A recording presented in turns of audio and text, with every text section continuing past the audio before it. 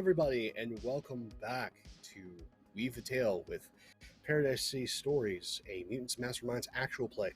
I am Pope, your humble editor for this issue. You can find me over at Pope World Build on the Twitters and the Twitches. But enough about myself and the myriad characters I will play. I am more interested in our heroes and those who are playing them. First up, Anino, how are you doing, friend? How's it going, everyone? My name's Nino. I use he, him pronouns, as does my character, Lawin, the veteran hero of the group, and currently causing trouble. Yes. Speaking of trouble, one of the team may be in a spot of trouble, and that is Jet. Alicia, how you doing, friend? What? Jet in trouble? I don't know what you're talking about. But yeah, I'm Alicia, or Energy 98, or Petty Energy, depending on what platform you're checking on me on. Jet's gonna be fine. It's just, maybe made a deal for some power. It's fine. It's fine. Me and my character both use she, her pronouns. Thank you. Someone who is perfectly fine. There's nothing at all possibly threatening or wrong in their vicinity, nothing that is going to assault them from their past, nothing like that. Is Overdrive. Svet, how are you? I am good, thank you. I am Zweth, or Zwethra on Twitter. I use she, her pronouns, as does Overdrive, who is a half sort of cyborg lady. And yeah, definitely not haunted by a past that is gonna catch up with her sooner than she would have liked today. So, we are in issue number 305 of Paradise City Stories. We find our heroes in the Mad City, a place of nightmare, of dream, of possibility, of surrealism. It sits somewhere in the multiversal scape as a place of collective subconsciousness. There are many denizens of this place, people who have fallen through the cracks, have found a home here. But that home, by its very nature, twists them into either just becoming another cog in the metaphorical machine, to becoming entities of nightmares and dreams.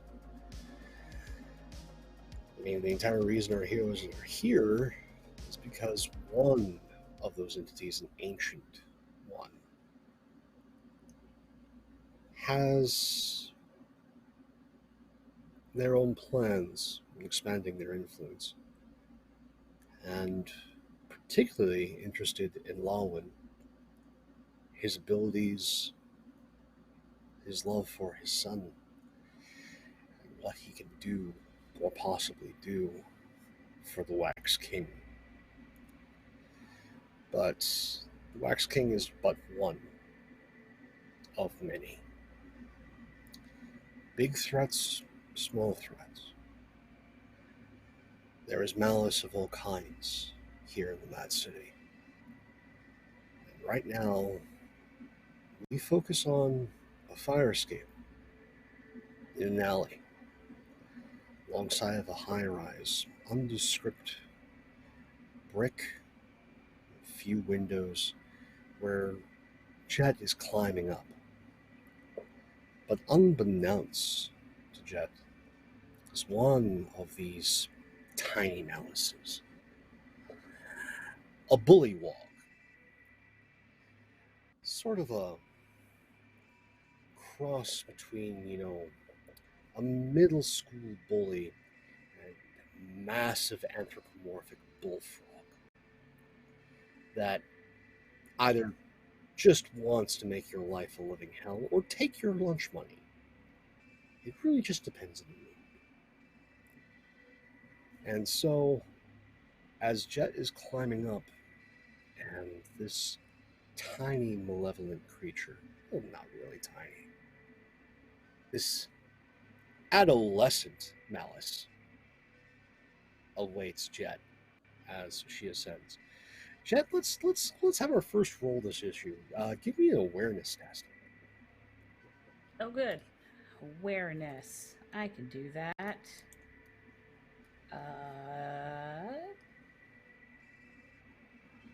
Awareness. Awareness? Oh, yeah. Okay, there we go. Awareness. 11.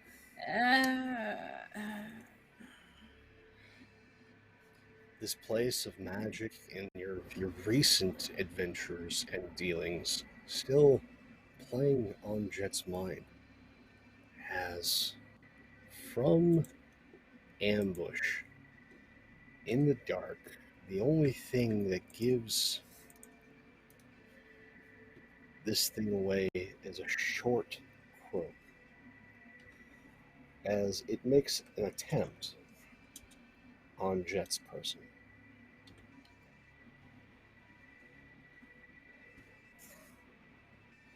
There's a 14 hit Jet.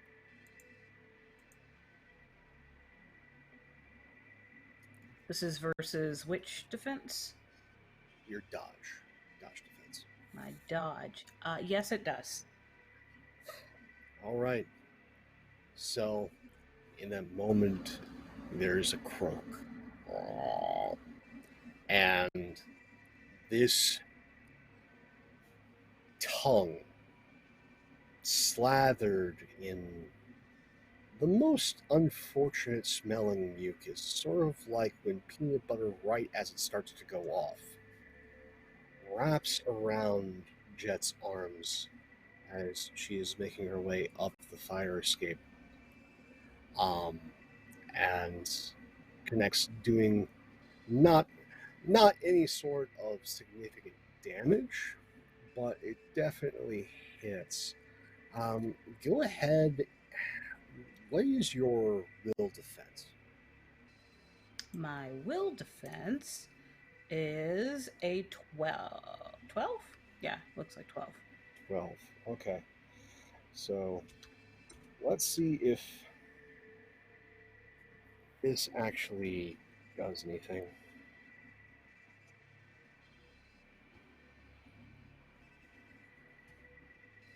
No, it does not. So while smelly and disconcerting, it's not enough to shake Jet's sense of self. So you get to respond now as this prodigious foul tongue is now wrapped around your right wrist. Wrapped around the right wrist. Good thing that Jet is ambidextrous. At least I think I have ambidextrous. Do I have ambidextrous? It sounds like a thing I would have done. We'll find out. Details. I thought I actually did. Because okay, so how much? So it's wrapped around me, but it was wrapped around right wrist. How long is its tongue? Like how close or far is it from me? Like mid, close, mid, long. Whilst attached, this tongue in its prodigious length makes it so that the body of your assailant is about 9 feet away. Range it is then. So I think even with that, I think, it kind of has Jet's, as you said, like right wrist, just as other hand. So a little less practice with this one, just retracing that rune on arm that way at the one that's already grabbed, and then taking a shot with rune 68. Like Jet is initially surprised, and then not happy about being tongue whipped. 18? Oh, 18 connects. 18 connects hard. And that base damage is 23. The tongue unleashes you as all of a sudden we hear this voice. Well, damn! I all I wanted was your freaking lunch money. Don't have to go and smack me. And this thing just starts bouncing up the side of the building at an incredible speed before it finds an open window and crawls in rather quick. Do you choose to pursue, or are you willing to just let this thing go? I think Jet's immediate concern is, are there more of them here? Like, she's gonna immediately scan, is there anything else, as opposed to immediately trying to chase after. Go ahead and give me another awareness test. Hopefully this one will go a little bit better. Maybe. Just thinking about it. No! I don't see anything. Oh, that was a 6.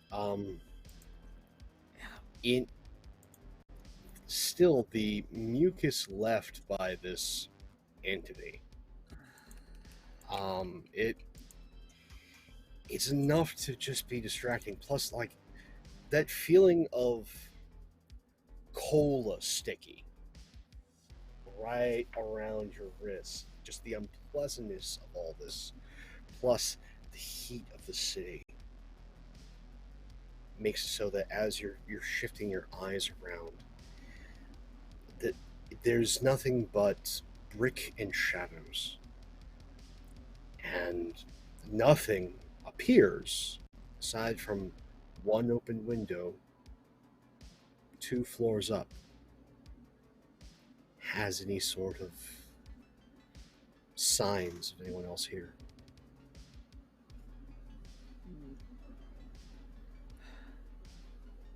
I don't have time for this. And Jet's gonna try and see if she can activate her defensive room and see if she can at least take the roof super fast, because the sidewalk she was rate limited, or the roof's the same deal. Well, we'll find out. You're traveling along as you activate the room, and you move faster. Okay. Both forwards and backwards, but as soon as you try and move from side to side, there's a resistance there. So as long as you're on the track of the fire escape, either going up or down, everything's fine. But it doesn't want you to veer off course. The city doesn't want you to veer off course.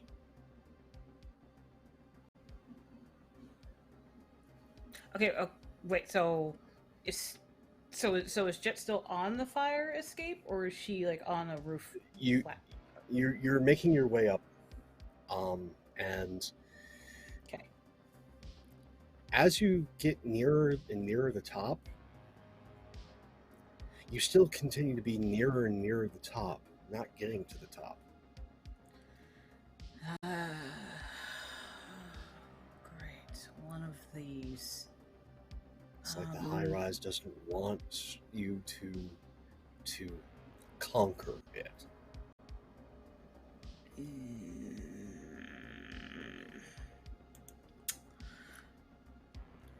Fine. And Jet again is like, I don't have time for this. Is going to pause wherever she is on the fire escape and see if she can sort of summon a sort of mystical cloak. Because if she has to walk on the sidewalks, she wants to at least not be immediately recognizable. So she can do some sort of cloak, so it's like she'll look like a average denizen or something. Go ahead and just give me like a magic test. Sure thing. Let's see. I mean, this is just sort of a gimme, isn't it? It should be, but again, considering how her magic rolls have gone, I'm always hesitant. Okay, we're fine. Okay. Everything's good. Everything's copacetic. Everything's fine. Good. As you're able to summon this outfit, a mix of anachronistic bits and pieces that just feels right. Almost like the city is going, "Oh, you want to be a part of us," and is informing your magic as to how to make this happen.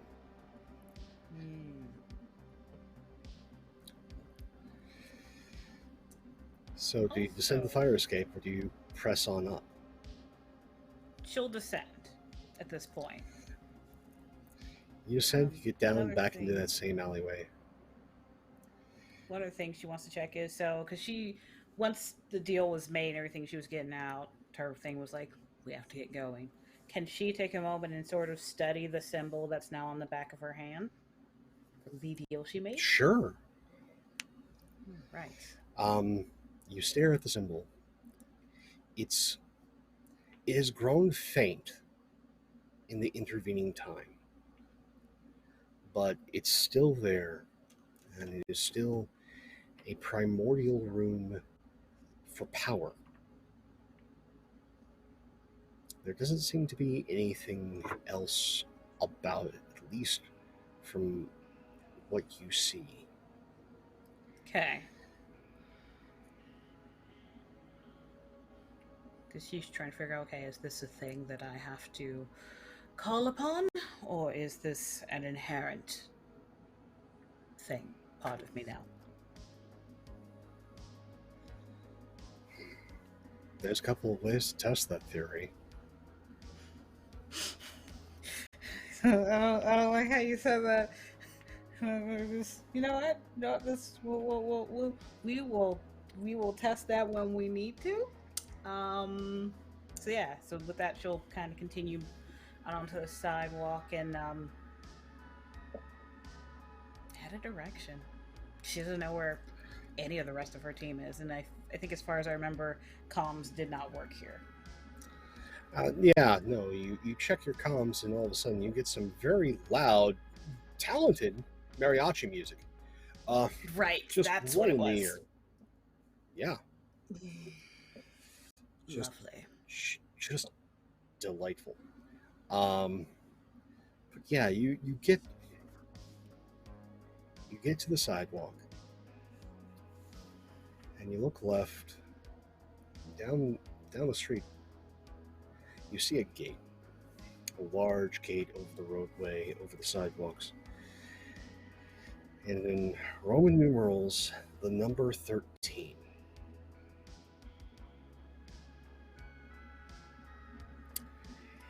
The road takes through that gate a rather quick climb up what seems to be hills, very much like the California hills, winding, rolling towards buildings in the distance. Not these skyscrapers that you're surrounded by. It looks more municipal, like the courthouses, police stations, administrative buildings you would find in most cities, but dotted along these hills in that winding road. To your right is many, many more of these high rises. And as cars from all eras and all over the world drive past,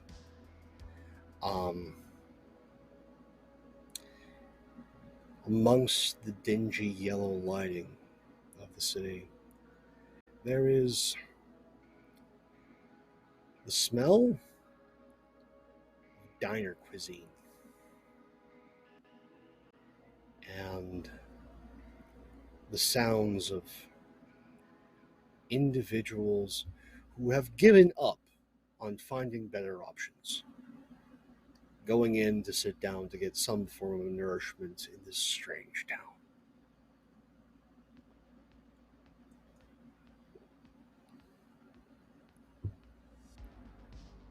Where do you go? I think she'll actually head for the dino.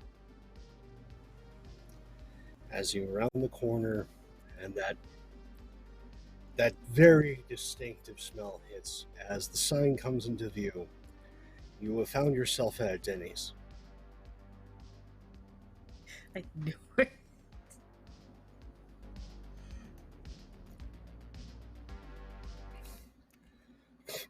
You walk in. Place is sparsely populated and very much looks like a normal, everyday Denny's.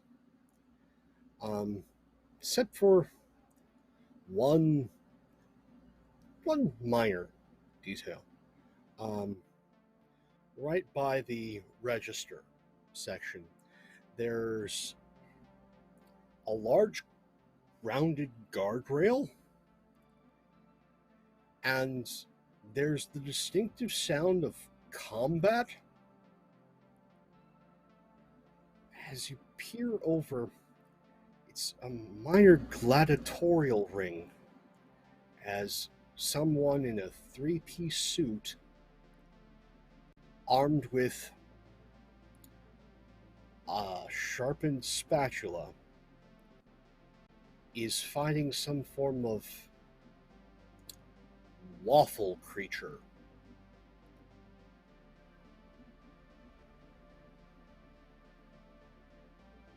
He's not doing great.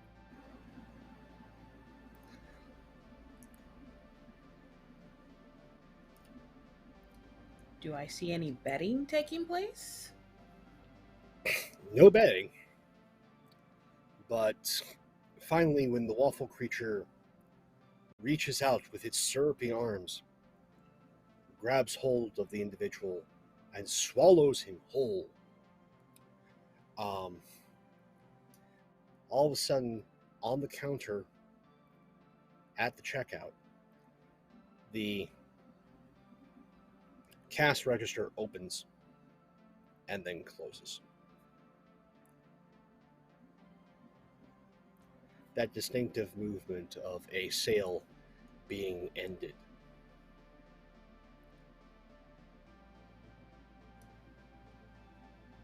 Do I also see any inhabitants actually eating?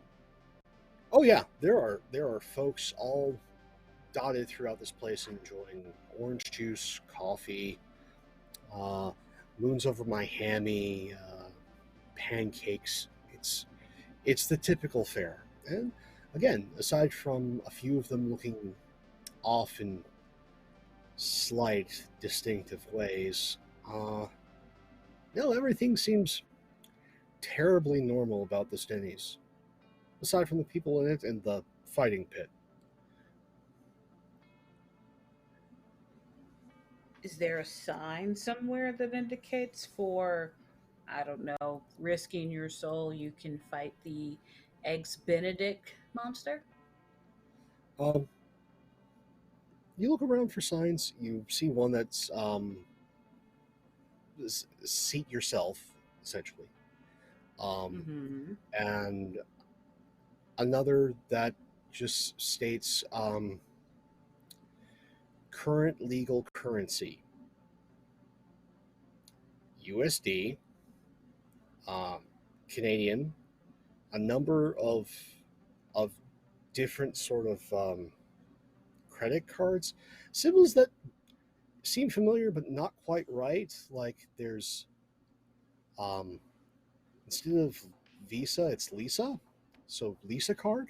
Um, there's there's Master Bill and Discover. They take Discover here. Of course they do. Nothing changed about that. And also, just slightly under that, you can opt to pay for your bill through gladiatorial combat. That explains it. I mean, you end up here, and there's always the 2 a.m. fight, so they just decided to make it part of, the payment plan.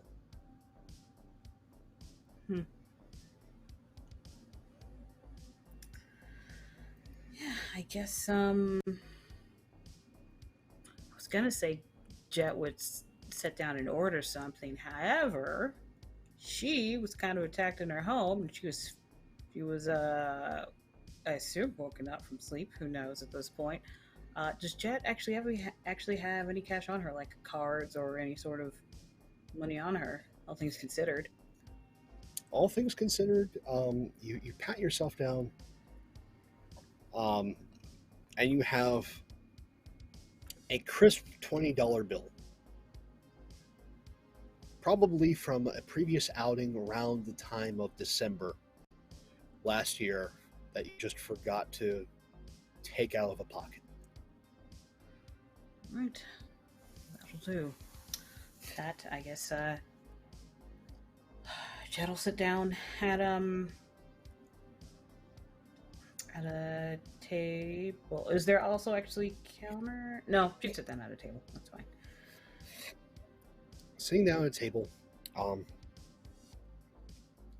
a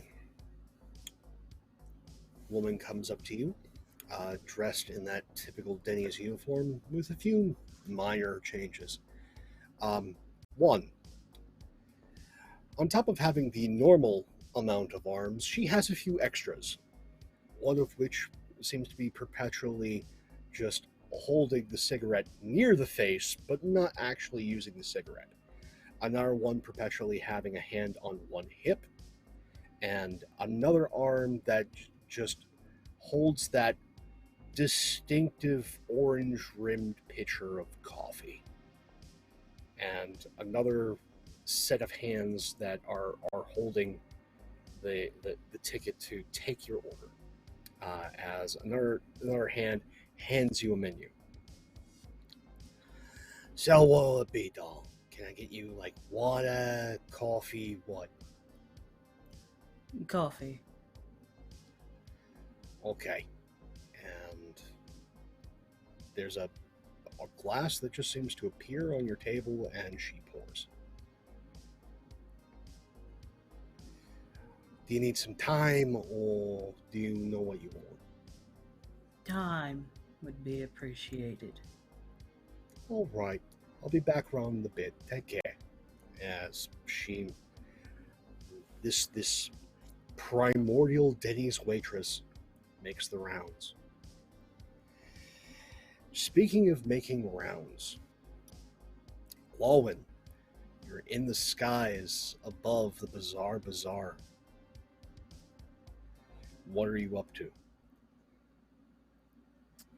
So I believe the information he got was that the Wax King's minions clash with the paper boys on the corners of streets. Yes. On street corners, roofs, wherever the two of those instances collide or can be found to collide. Yeah, they're there and they're vicious.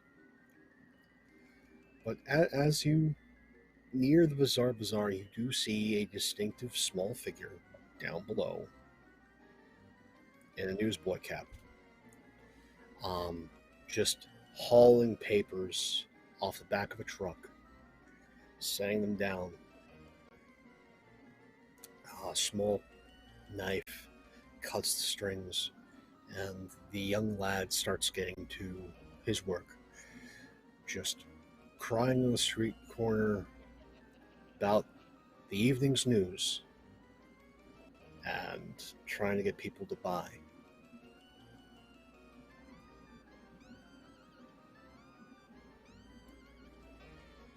Do you keep flying by? Do you investigate? What do you do? No, I think he's going to land in front of the kid. And Good evening, sir.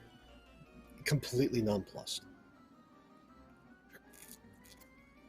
hey, two things. One, how much for a paper? And two, you got a spare cap of those?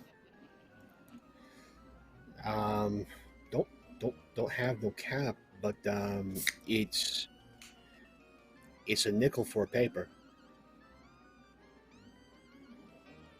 I guess we'll just flip him a nickel. How much do you want for your newscap? I'm kind of attached to it, sir. And you can actually see that the cap is sewn into his flesh on his head. As the paper's handed over to you, you read the splashes of headlines. Like the first one is Mechagodzilla to take crown at Coliseum is the main headline, but off to that side headline, Wax King perishes in freak heroic accident.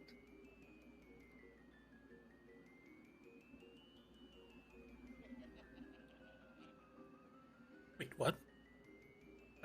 He's gonna read that article. As you read the article, it's incredibly detailed, like the minutia about a blue-suited figure crashing from the heavens through pavement, rock, and pipe, and just crashing into like the Wax King's and through the Wax King's chest.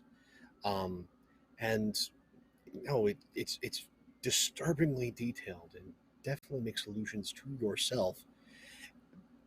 But as you keep reading, there's an unusual amount of space at the end of the article with just dot dot dot hopefully at the very end.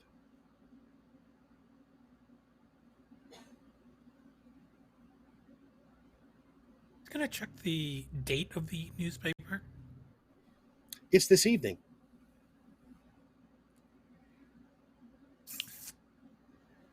Huh. He's gonna reread the article again and see like exactly when and where he crashes through. I think Lawin's actually gonna fly back up and try to see if he can spot the location from the air. You fly up. And thank you, Hawkeye. The team gets a little help. I have a feeling they're going to need it. So you fly up, and as you do, as you're trying to narrow in on what that paper essentially was trying to inform you to do, more of those Zeppelins, both the large ones. Now there's tiny ones, like there's little drone ones, all start just fluttering about, clogging up the sky.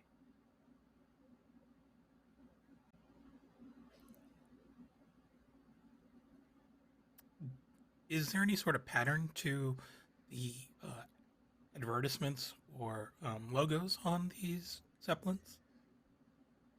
Well, a few of them seem to be just normal, very odd advertisements, like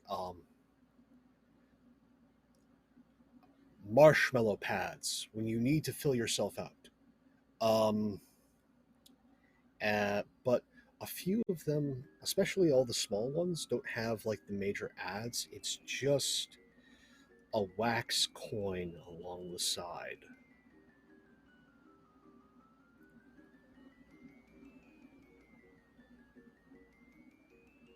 And there are many of them. So very many. Huh. Well, I think Lawin is going to land back in the Bazaar. He's going to look for a booth that's selling any sort of cloth or attire. Well, you enter Bandanas, the maybe? Bazaar. Cloth, bandanas. There's a lot of strange things. take pretty much any sort of flea market and then just twist the kill rating by 2. But no, eventually you see something that at least seems like it might have cloth. As you move past the Build-A-Bear, tons of growling coming from there, to what looks to be a sign for a doll maker. Definitely has distinctive scissors, shears, I should say, and cloth and thread as you part the curtain and walk in. There's bolts of fabric all over the place. It's dim lighting in here. Indeterminate as to where it's being sourced. But near the center of this room, there is a large desk. And on one side of the desk is what looks to be a dentist's chair. And sitting opposite on the other side of the desk is a marionette-like figure, but human-sized. No distinctive threads coming from above, but it's faceless and slumped over.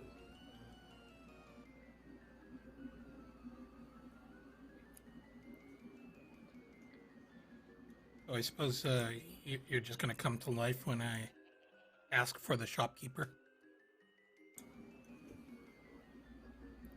And with your snark, the head just sort of tilts up. Its eyeless face staring at you.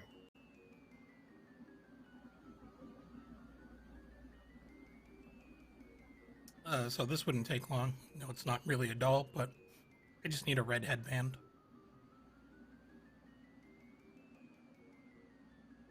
And it lurches forth. Grabs some fabric. Quick work of the fabric with the shears. Impossible speed with the needle and thread. It hems the fabric and then just slides the headband to the edge of the desk, and its wooden digits just hold a hand open.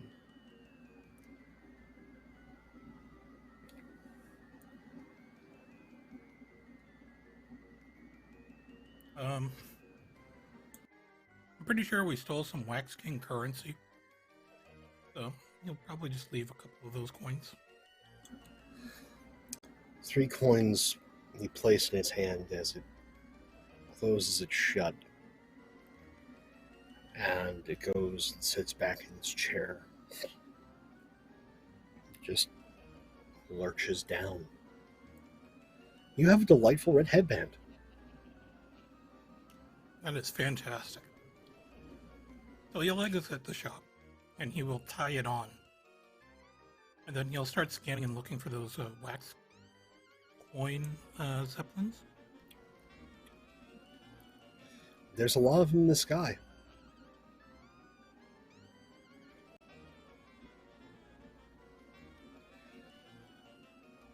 So, we're gonna pop a few. Same way we did the first zeppelin. So you're going to go and Zod a couple? Mm-hmm. You don't even have to roll for the first couple. There's just so many in the sky. And the first few, they dramatically just sort of go into a tailspin and crash a ways away. But as you're working on your 5th one, there's a commotion from behind you as 5 knightly figures with wax-coated faces and wicks at the top of their heads come marching up towards you. But before they get to you, we cut to a different part of the bazaar. Overdrive. You made your way in, looking for the rest of your team. The place is distinctly strange. You have a Build-A-Bear that definitely sounds like there's growling bears inside. There's just strange signs hanging across all these different tented rooms. But as you're moving by, you see a sign that strikes a memory. It looks like a sign for Horizon Labs, but the color's off, the font's off,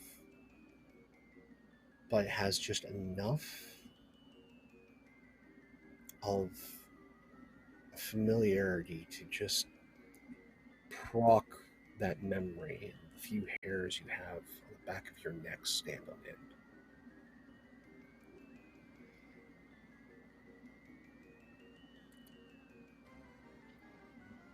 So, is this like a sign to an entranceway or over a stall? It's a sign to an entranceway. As Okay. as we go through the bazaar, there are all these different sized tents. Some have their flaps open, but most of them have them closed. So, once Overdrive has clocked this sign, she sort of almost unconsciously isn't really taking her eye off of it. She's gonna wander over towards a stall that's somewhere nearby, but she's sort of unconsciously sort of heading closer so she can keep an eye on maybe what might be inside. Yeah, and when she gets up to a stall, where she's got eyes down the corridor, she's gonna say to the person behind the stall, I'm looking for my friends. They came in an alleyway with me. This place seems like the kind of shit place that it kind of split us up. Anyway, she's really tall and he's got eyes that look like just blackness, and he's wearing a jacket just like my pants. And the figure behind the stall turns to you. A very well-dressed man, or at least seems like a man. 3-piece suit, very well-sculpted body, very well-tailored. Human hands, nails are an inky black. And the head that sits atop of this frame is not that of a human. It's a coyote. And he turns. I don't usually do private detective work. I'm more in contract law. But it sounds like you're new here, as he sits on a stool, and we see in the panel that there's a sign above this stall that just says Sylvester Riddle Esquire, attorney at law. But consultations are free, and I'm guessing this is a consult. So, you're looking for your friends, you say? Oh, I mean, yeah, I was just kind of wondering if you'd seen anything like it, but I mean, if the consultation is free, yeah.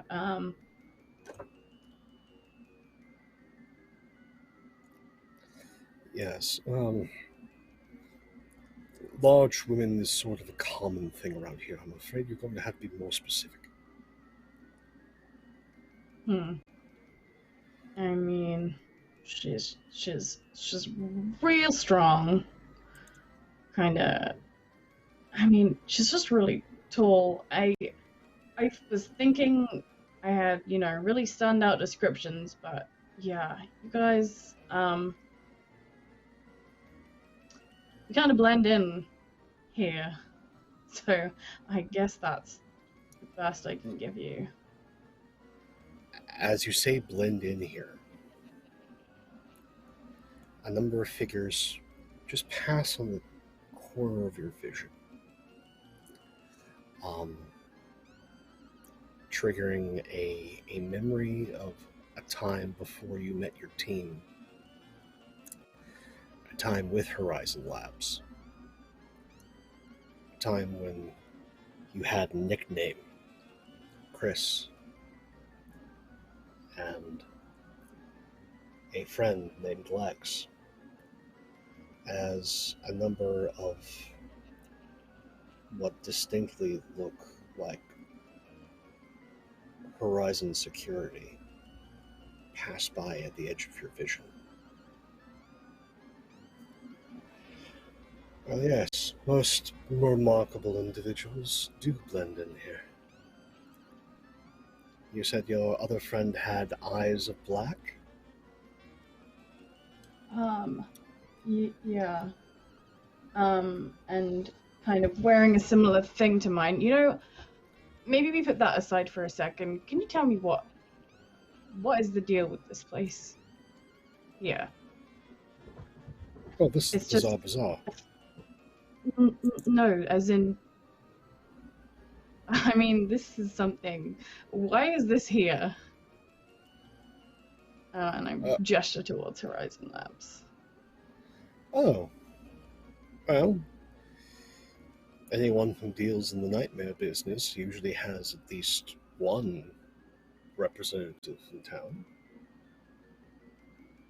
Most dystopias are represented here. Hold on, you're saying this is here because of me? Oh, well, could be just for you. Could be for someone else. But as long as there's someone who doesn't sleep well about something, that something's here. As in anyone anywhere? Not just in any reality?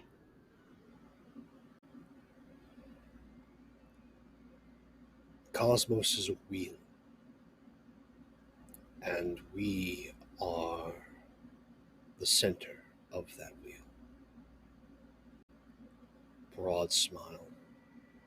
Broad, predatory smile. Hey, I mean, thanks for your help, I guess. If you see them, tell them I'm looking for them. You've been great. I've got to go check. Yeah, I've got to go check something. All right. Best of luck. And I get up. And I think I'm gonna go and try and take a peek inside. I guess there's no way to go stealthily into this area. There are so many figures in the bazaar. Just getting up from the table, you pass by a delightful 4-foot tall chipmunk couple that look to be on some form of date. One holding a candy apple, and coming the opposite way is if Clint Eastwood could be made of nails, circa Dirty Harry, that that is an individual that's just walking about here. Makes a lot of noise. But yeah, As I pass this no way couple, to I'm describe like, hey, you should try the nuts over there. They sounded good. And I'm gonna try and like blend into the crowd a little bit and get closer to the entrance. Let's see what we can do for a blend-in roll. Okay. I'll give you a choice of stealth or deception.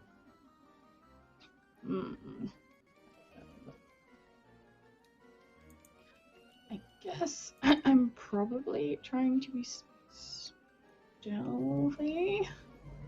I reckon. I am pretty agile. Oh, I've got really good stealth. I didn't even realize. 20. That dirty 20. That's solid. Yeah, you make your way. No one's seemingly paying you any mind as you get to the tent flap for Horizon. The fabric's heavy in your hand. Velvet. Very heavy velvet. Doesn't look like it though. And as you pull to make a peek, there's a very distinctive smell of ozone and the chemicals folks use to sterilize a room. And you peek in.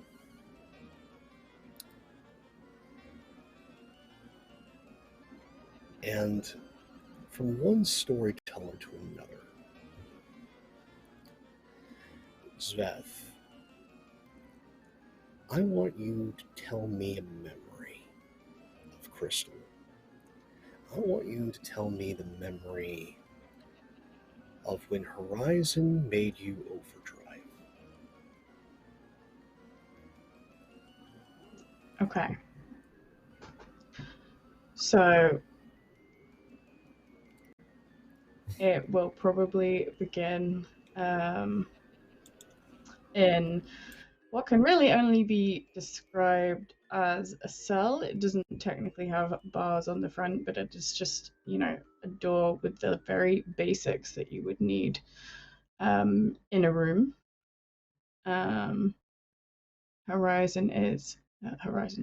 Overdrive is laying down, just like staring up at the ceiling, and around you can hear the sound of the sort of sound of silence you have when there is lots of people in the same place, but no one is daring to speak. You can hear people just kind of shifting, but it's a very uncomfortable silence. And then there is the sound of heavy boots on sort of metal walkways outside. Crystal, as she is at this point, she's all human. You see her look to the door. She's definitely full of fear. It's always that fear of where the boots are going to stop. Outside someone else's room or dreadedly outside of your room. And she sits up as she hears her door open. Standing there, you have got very pristine looking people in the horizon, sort of grey. And she knows that she doesn't really have a choice and she's going to go with them.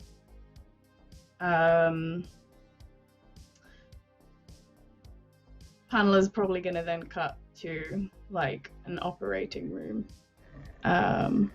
where Crystal is laid down, and clearly there are a lot of machines that are there to do augmentation, and a window where, one of those one-way windows where people are looking in and watching.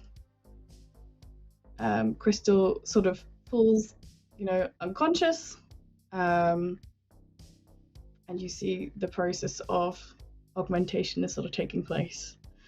I think there's probably a bunch of close-up panels, and where you see the sort of things that are happening, but then clearly something is going wrong.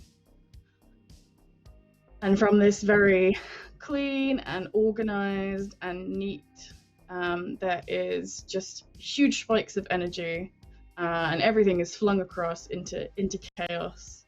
And you see a close-up as now half and half. Crystal clear, now Overdrive sits up. And with this, there's a sort of, again, a huge burst of energy. Everyone in the room knocked out.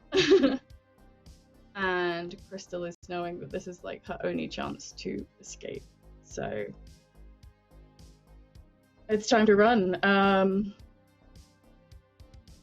I guess she will meet her sort of only friend in the world, who is Lex, someone else here. She knows that she has to find him. She will go to where his room is, and try and bust him out as they exchange the conversation of, this is the only chance. This is what we did. Let's leave. Overdrive's still kind of shocked by what is going on, not really fully aware of what has happened. Delightful. Mm-hmm. And in that moment of you escaping, there's a familiar moment of Lex just saying, "Hey, Chris," with his normal features, and in the panel next over, we see, with the same text box, but the font's distorted, "Hey, Chris," with Lex now done up fully as one of Horizon's peacekeepers. And that's when we turn the page and we have just a full panel of Overdrive look in horror as they stagger back from that flap of Horizon. And we just see a very distinctive peacekeeper hand slide out from betwixt those tent flaps. And we cut back to Jet.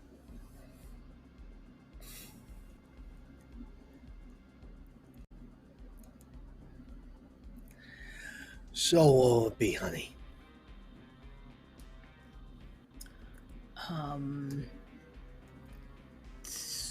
Does the menu look like the same as a general Denny's menu, or are the options different? It is exactly the same. It is a Denny's, except for the gladiatorial thing. Okay. Like, the only thing is with the pricing, it has like normal price, and then underneath that is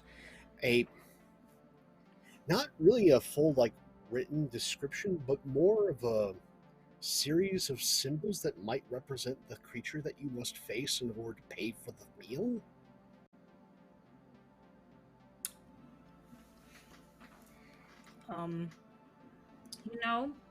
While Jet had the time, I think Jet would take the time and like memorize what those symbols are with that thought in mind. See if you run into... The side items all seem to have like different, more like power-up symbols, along with the beverages and desserts, while the main meals seem to have like body structure.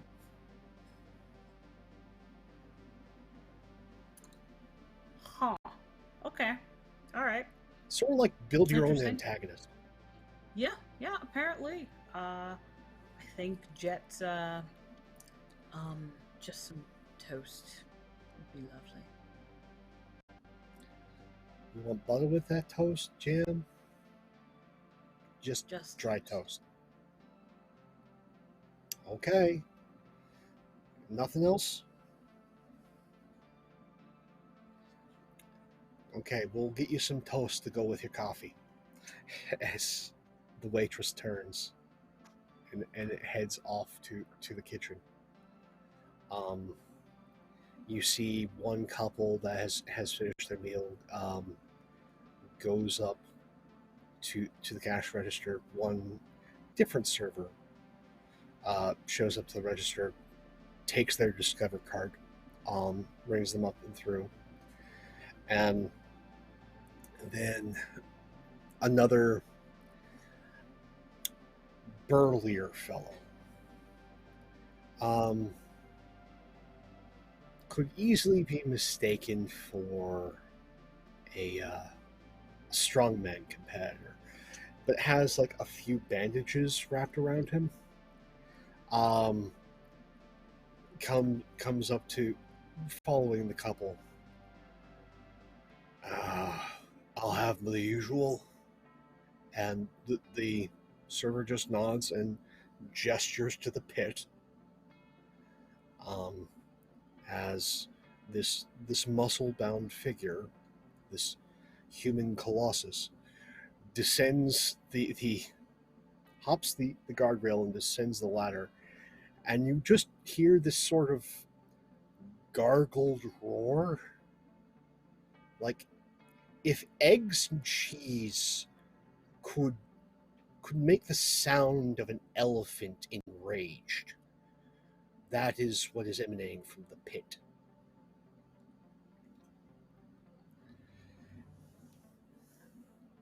And there is a sound of horrific combat coming from there. But it'll just sort of becomes that sort of like background noise, like if you have the TV playing. It's very distinctive sensation. It seems like this Denny's just has that.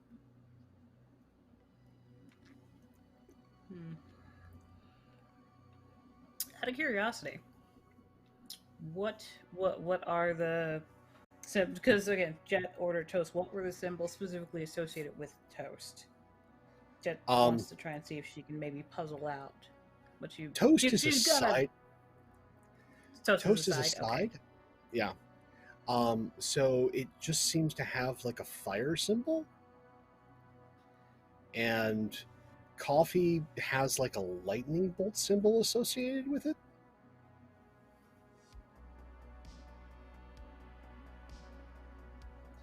But no bodies yet. Based on your order, no bodies.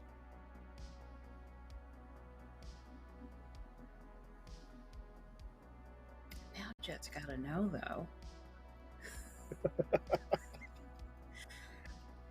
though.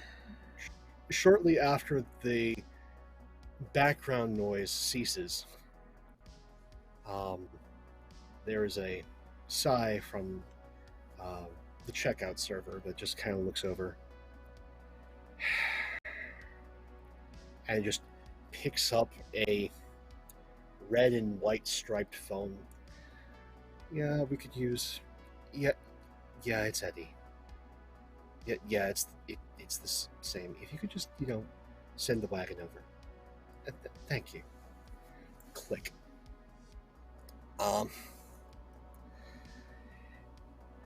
And you hear sirens in the distance as your server comes by with your toast.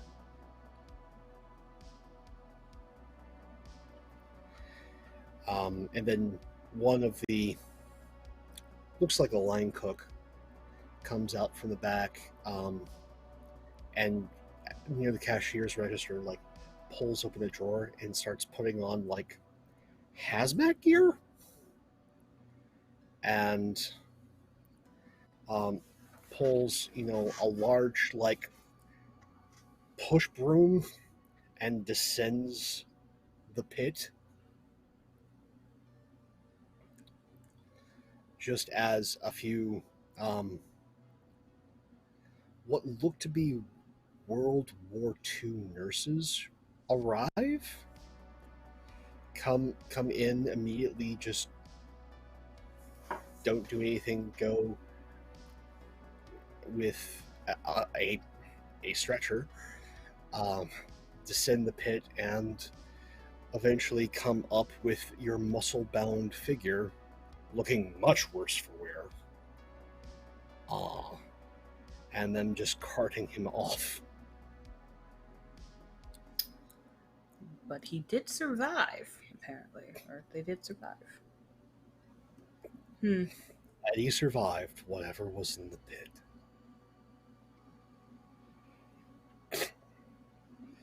But then there's a scream, and a giant burst of what can only be described as grease and hot cheese emerges from the pit. And the server just goes, "Oh, damn it, now we're shorthanded."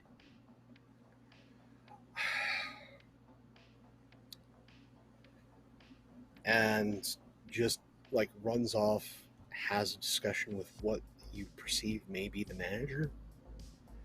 Well-suited figure, giant, jack-o'-lantern for a head. And they seem to be in a very, like, hushed tones, but frustrated.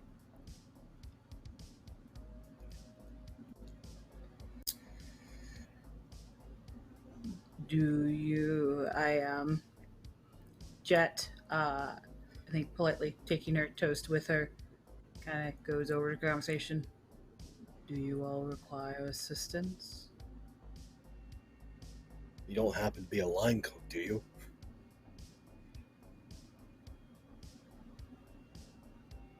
I can cook. Yeah, but there's cooking and then there's line cooking.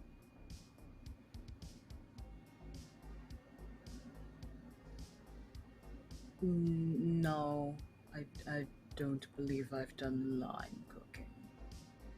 Okay, well, thank you for your concern. Unless you know a line cook that can show up here and fill in, there's not much help that can be had.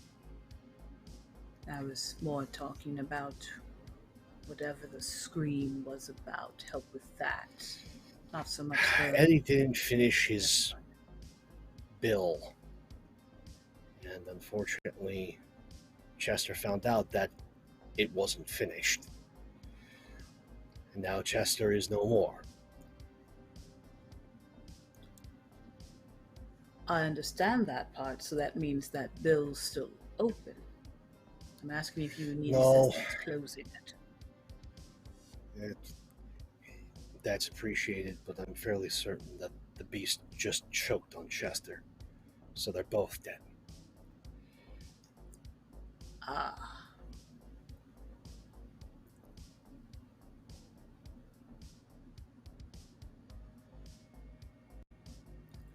I mean, if you want to fight, I mean, you just order and you can fight. Like, that's no problem. Don't think my order is a fight. I just got the toast and coffee.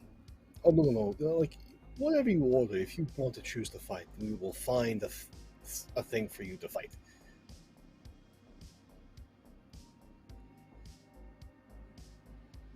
Are they always food-based? Many, unless you want to, order a special or grand slam it.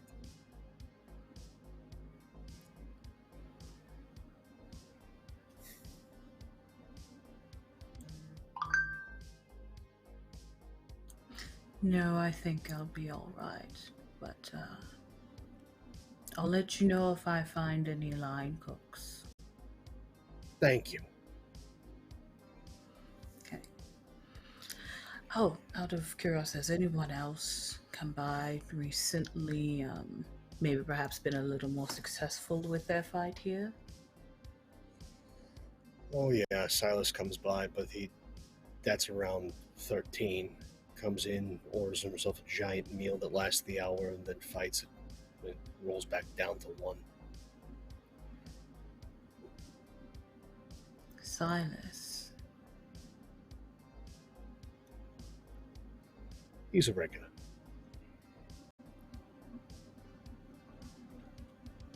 And the clock that I saw, did it say that it was at 13? No, not yet. No, not It's yet. Okay. just about to hit midnight. Okay. And on the feature of the clock, we have the clock hitting midnight. Massive tower clock in the center of town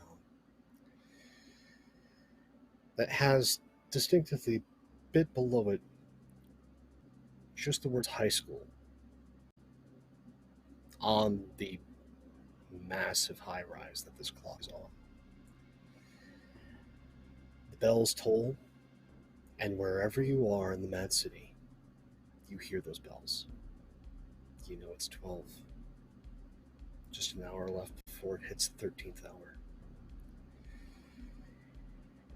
And Lawin, you get a good view from where you are of what happens as the hour tolls. The city shifts. Entire districts begin moving, almost like someone is shifting around one of those slide puzzles, as the bazaar quickly shifts out from under you.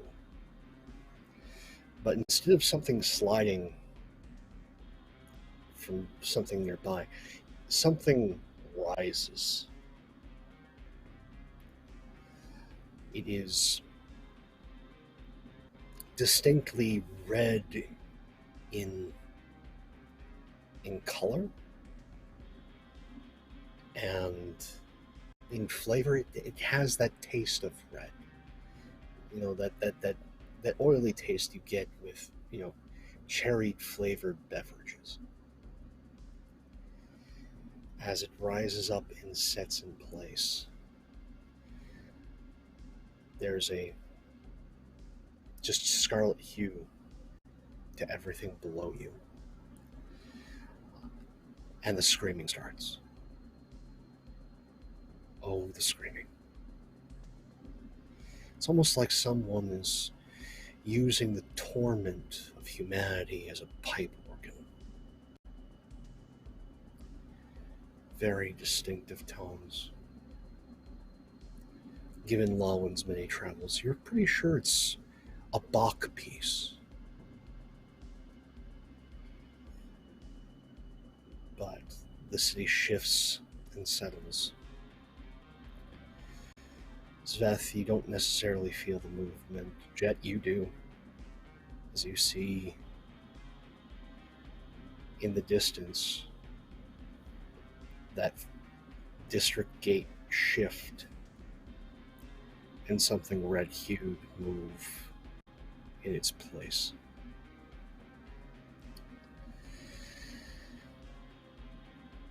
As we cut back to Lawin, who now stands above the Pain District.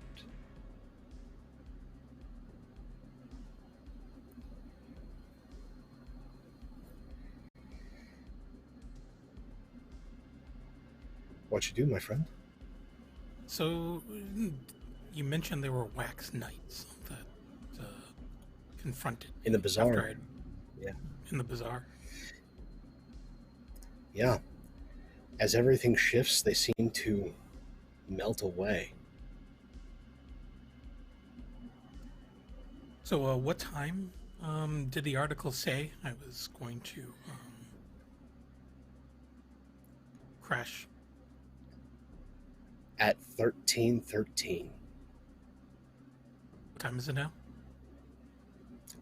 It's 12:01. Oh, I still got like an hour and 12 minutes to kill.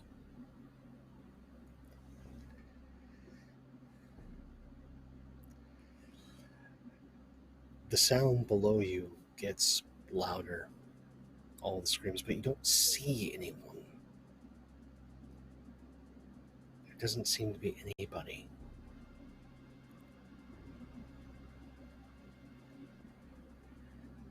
And then... Shouldn't do this. Okay. Sorry, go ahead. And then you just hear music starting to contrast with the screams.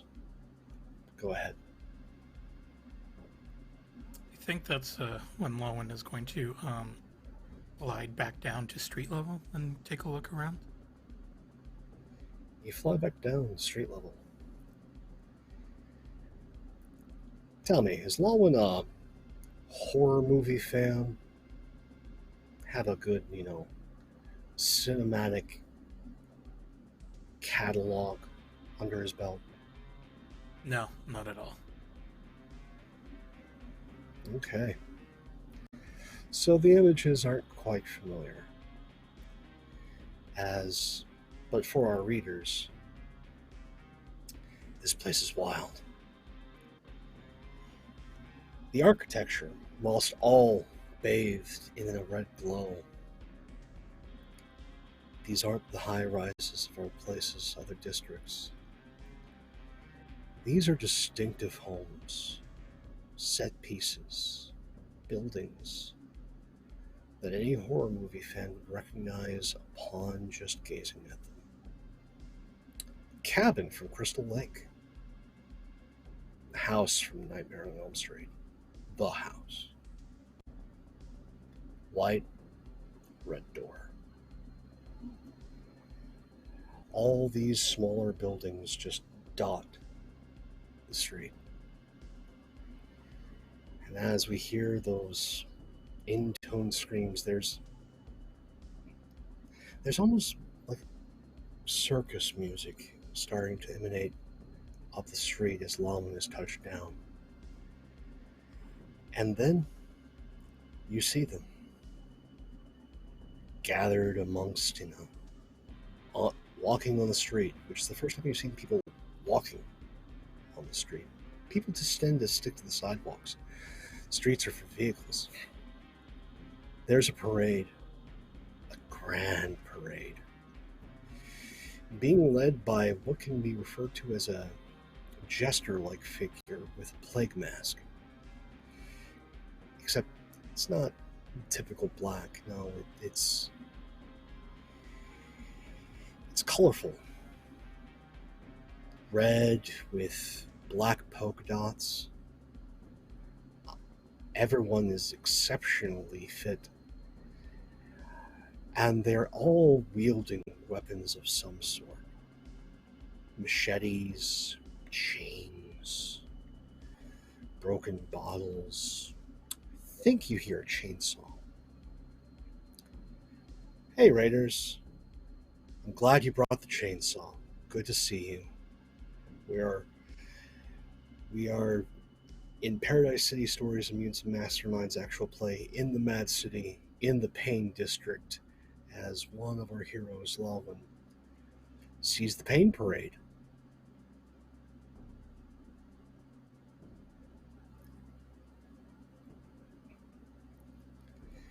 What'd you do, Lawin?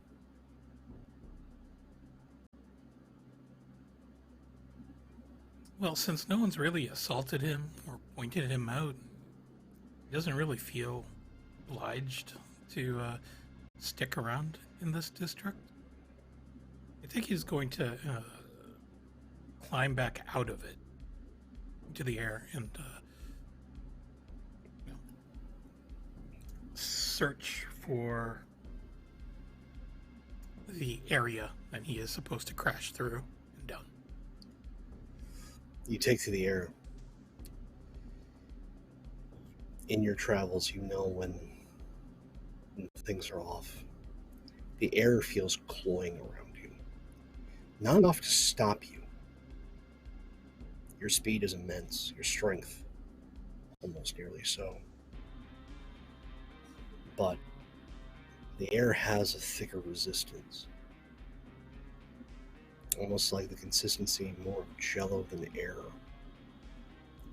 As you climb, getting that bird's eye view as the Pain Parade makes its way down the main thoroughfare and out of the Pain District. You see it is massive in its numbers. So many figures. So many nightmares. all ready to have fun. But you peer around, trying to find that place that has been prescribed, suggested for Lawin to unleash himself upon the Wax King. And you see the clock tower. And you use that to maneuver yourself over the Labyrinth District. A place benighted, constantly dark, and maybe the best way into the Warrens underneath the Mad City. And that, folks, is where we're going to take our break. Thank you all for coming in. Definitely take care of yourselves, stretch, get something to drink, and be back with us in 15 minutes. Take care, folks. See you soon.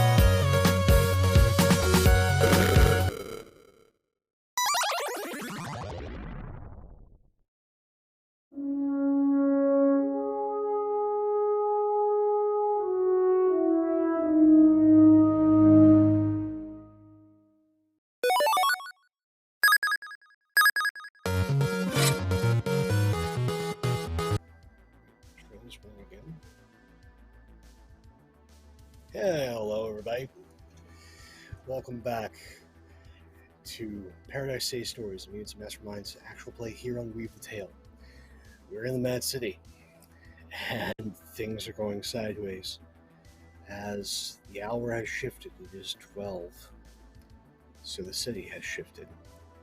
1 hour left, well, less, to the hour 13, where no one should be in the Mad City.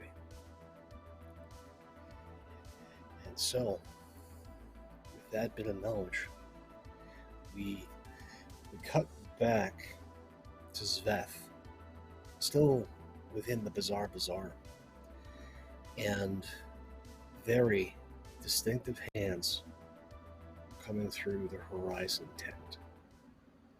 What do you do? I think immediate reaction is to take a few steps backwards.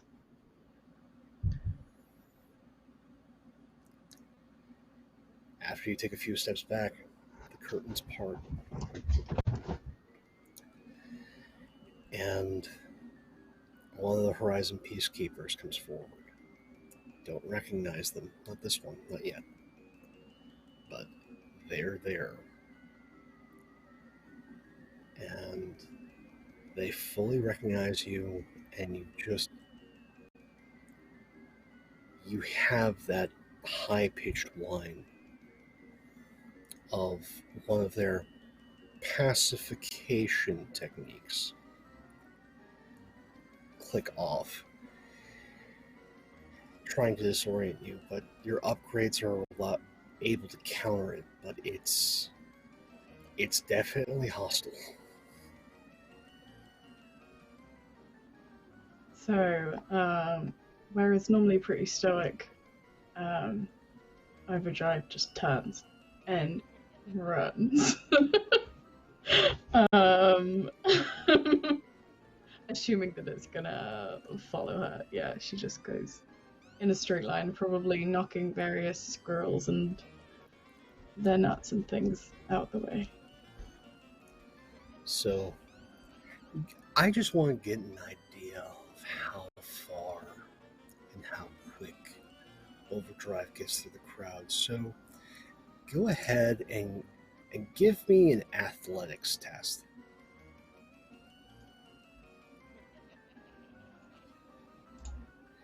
Nat 20. 26. Nat 20. All right. Well, that is both good and bad. Good news is you have made one hell of a break for it.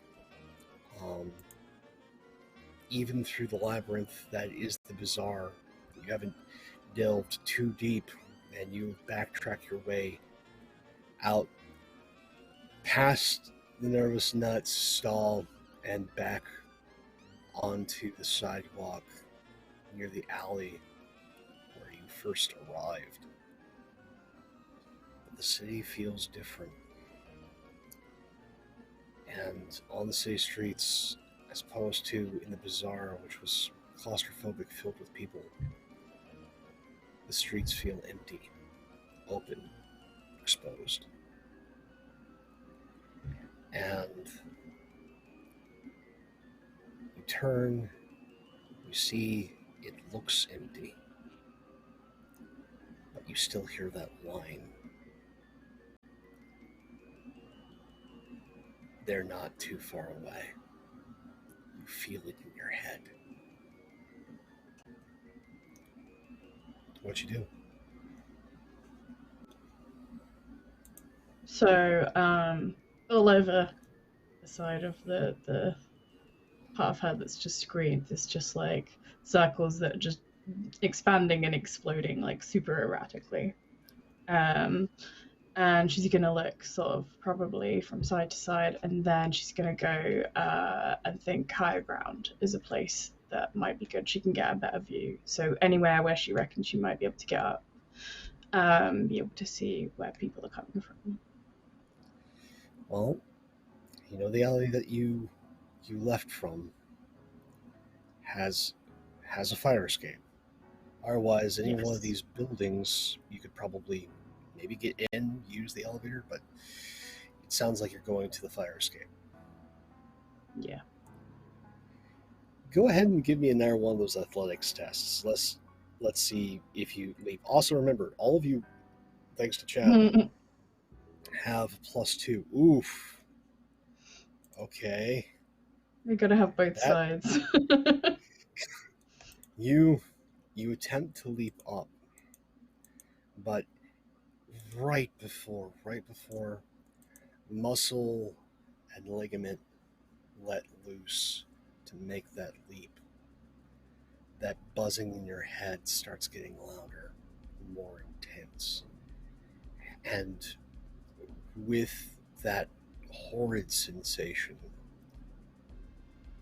you lose your grip on the ground. Your feet slip, and as you leap up, you don't fall flat on your face. No, you just, we have this panel of Overdrive's fingers just being 2 inches short of the rung,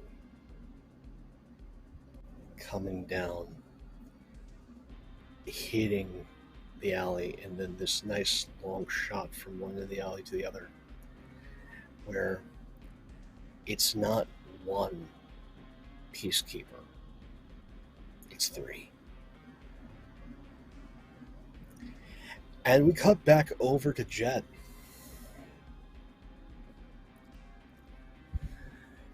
As we turn the page, we have that sort of classic Nighthawks look outside this Denny's,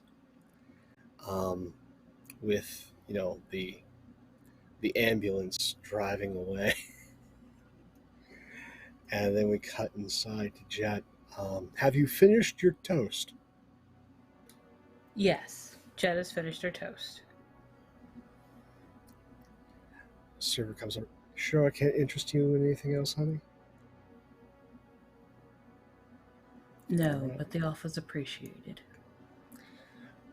Would you like to check, or...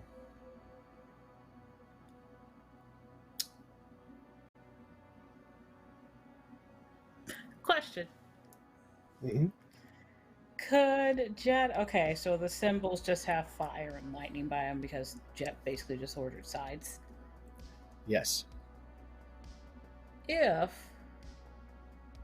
If Jet does decide on fight, and it says so is light and fire, but does it have symbols also by lightning and fire, or no? Or the symbols just for if you are the main dishes to indicate sort of maybe what type of creature you're fighting? You like the symbols for the different bodies are on the main menu items. But the sides just have sort of like power-up symbols. Okay. So right, Jet's so left with a quandary of going, like, go ahead and give me. We're trying to figure this thing out, and Jet's super smart. Just give me a straight intellect roll. Keep in mind you do have that +2 if you want to use it. Sure. Let's use that +2. Yeah. No. So that's 20. then. Yeah, that's good. That's good. Degrees of success matter, especially in a base 5 game. I love that this illustrates it precisely. That little help went a long way. Thank you, Jet.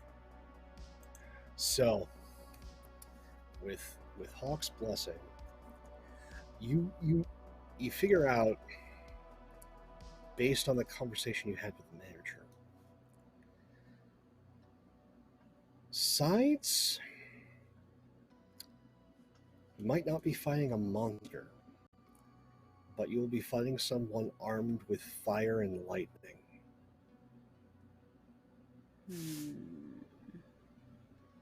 Also, they might not have a body. What's fighting an ephemeral fire and lightning? Is that a good thing or a bad thing?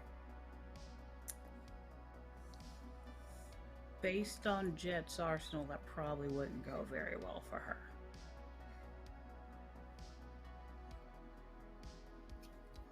So, you have a couple ideas of how it could go, but nothing that you can nail down. But it's better than not having no clue at all.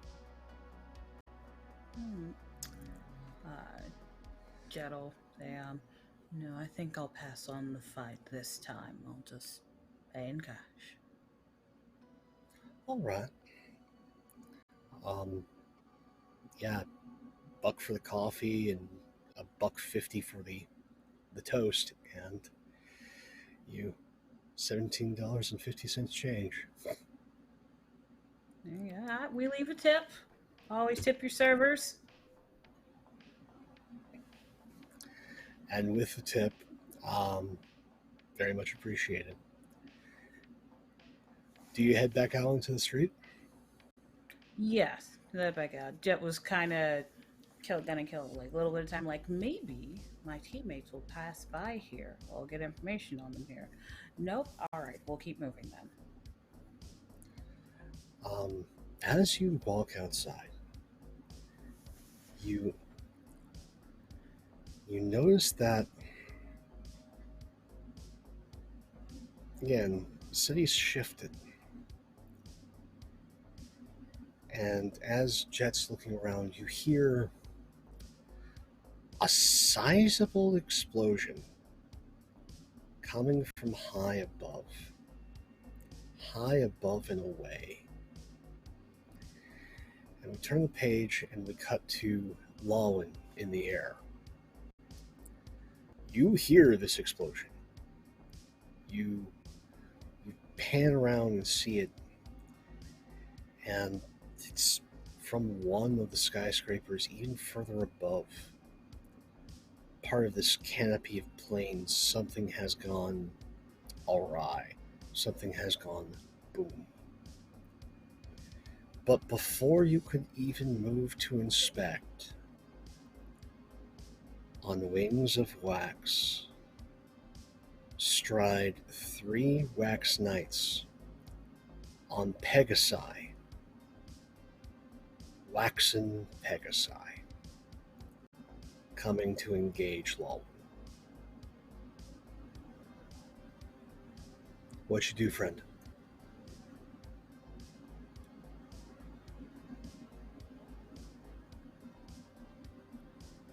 I think Lawin is going to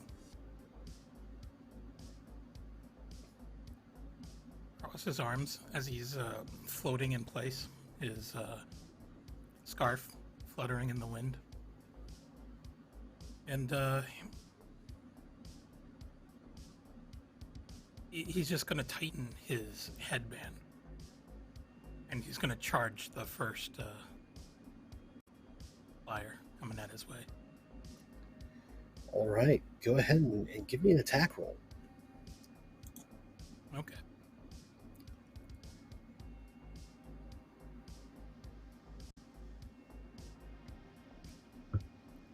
Hang on, I just want to make sure that my advantage gets counted. By all means. Yeah, so one of his advantages is favored environment, and that means it's airborne, so he should get a +2 to his attack checks. Okay. And also you have a little help from Hawk if you want to use that as well. We'll hold off on that one for now. Okay.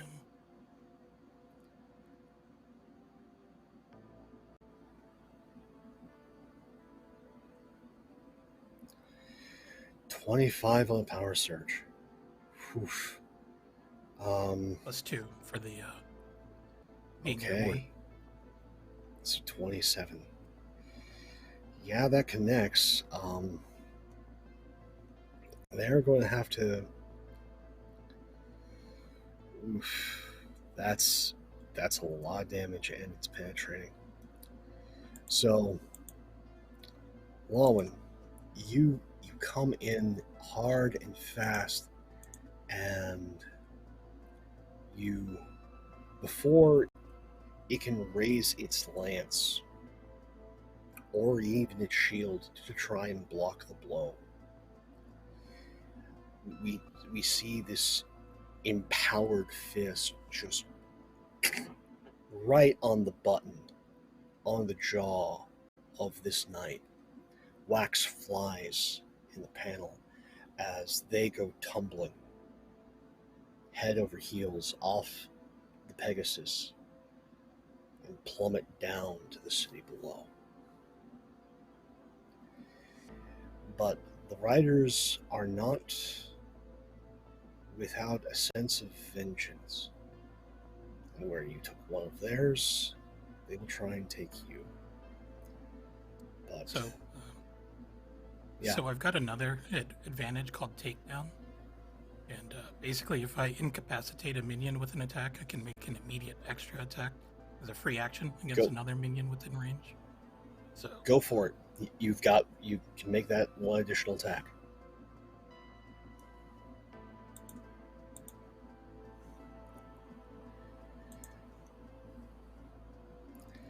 It's even harder. Okay, 32. And yeah. So go ahead and describe how you dismount this second wax knight. So the first time he just zipped straight head on at the lead guy, but after he does that, he sort of forms a twist in a bank, and he'll come flying back at the next guy in the formation, but you'll grab that guy by his head and basically Hurricane Rana him off the Pegasus. And as he's doing that flip, he's also going to punch the Pegasus in, just for extra insult, to make sure that it doesn't try to fly back and capture or catch his fallen rider.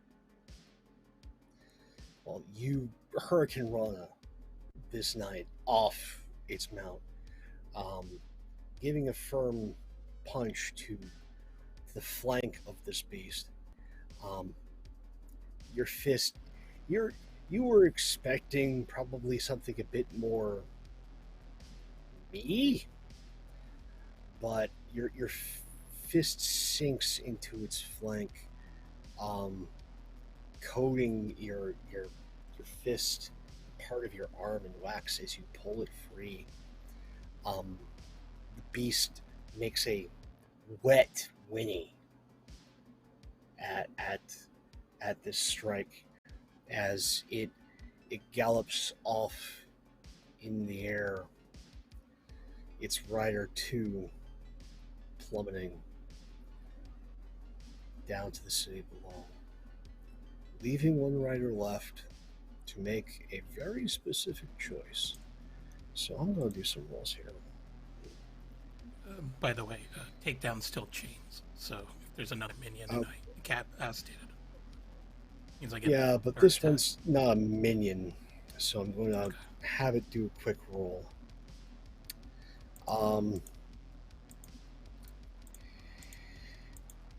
And go ahead and make me that attack.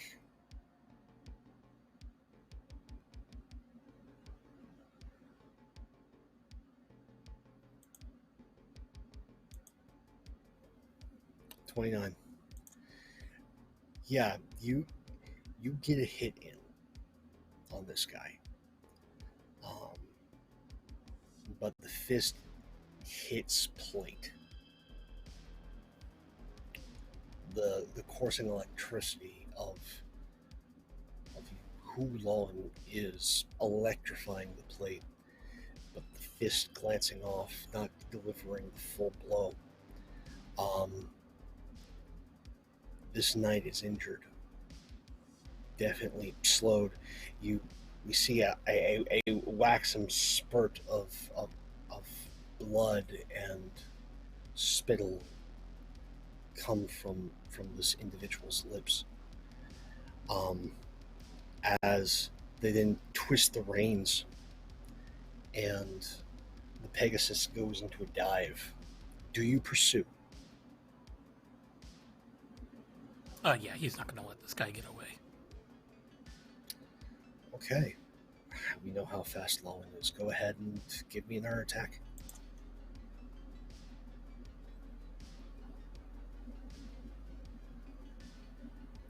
$28. You hit again. Again, the solid blow on the plate, this time from the back, as this guy continues on to dive with a decided urgency. As we see the skyline and these two small figures against the backdrop of this mad city, heading lower and lower, heading to a very dilapidated, smaller building amidst these towering giants. I'm going to have him making that roll.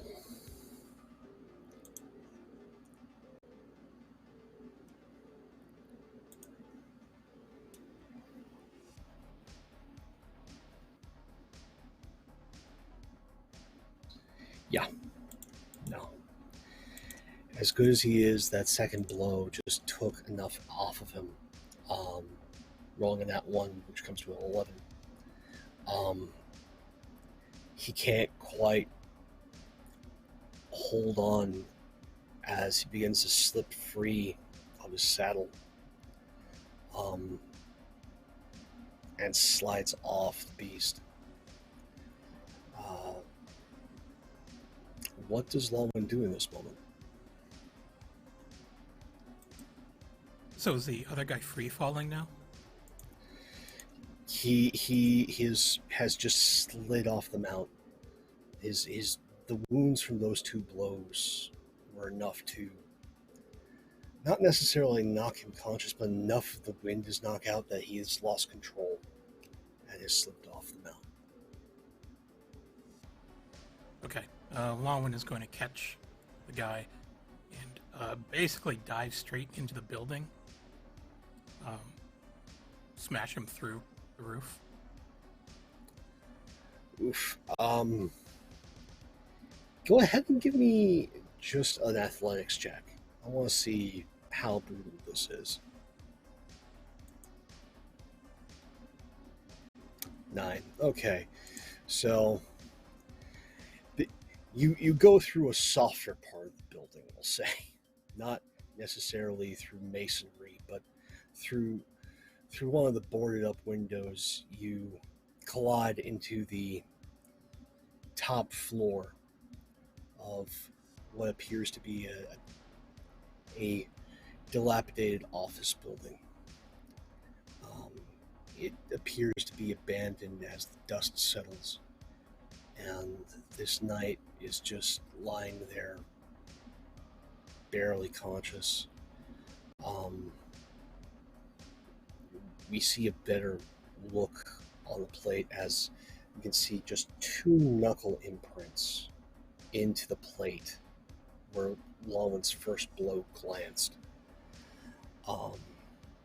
As Lawin's standing over this individual, what does he do?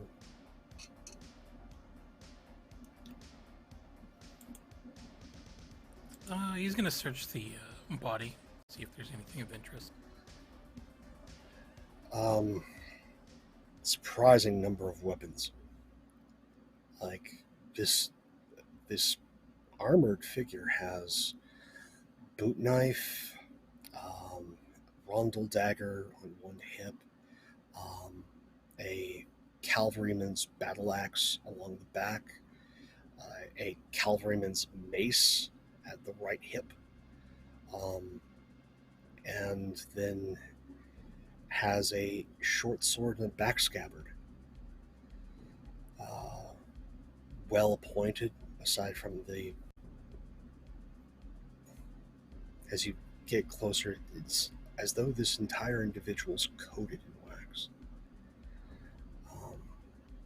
It's only as you get close to the face that, as the jaw starts to hang loose and open, as consciousness is fading, that you even see teeth. This was likely once a person. What they are now, who knows?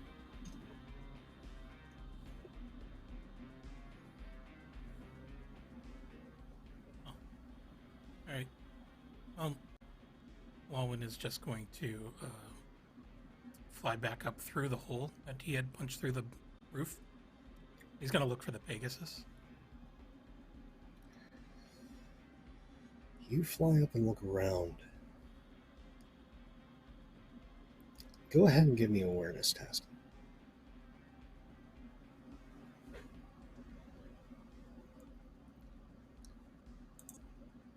$27.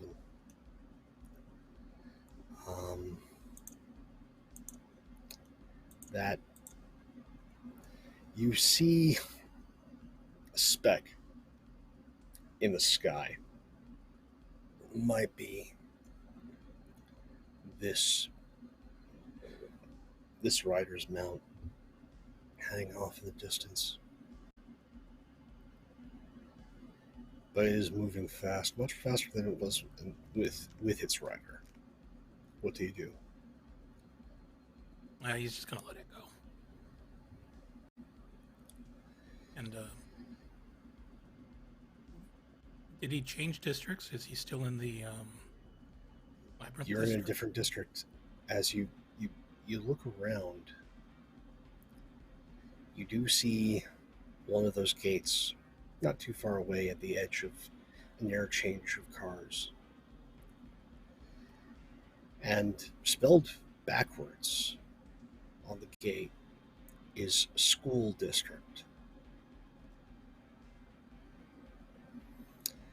We cut to a panel where we see Lawin in the distance, in the air. And dressed in uniform are 3 young women, very attractive, all except for one terrible thing. Where the eyes should be, there is just dark, shadowy pools, tears streaming down the face, and smiles, horrific smiles, vicious smiles. As we can tell, their gaze is all looking up at Lawin. And then a speech bubble from behind them goes. If he lingers too long, my dears, teach him a lesson.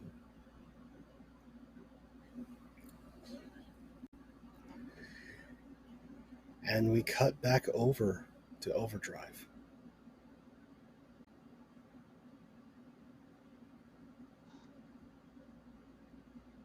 So I think the panel is, again, that kind of long shot. And it is just like looking down, so it's just hair in front of the face.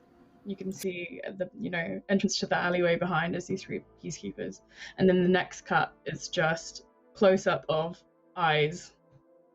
Cyborg and regular eye. With determination. And a slight bit of hysteria. And Overdrive is going to turn around and she is going to run to fight them. So you run.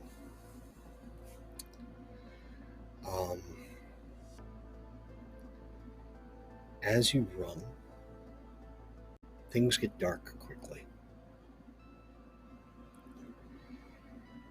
And you lose orientation for a few seconds.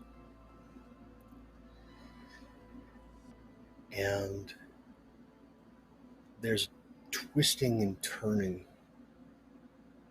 of what is up, what is down in this darkness. And then we get sort of like a kaleidoscope of panels.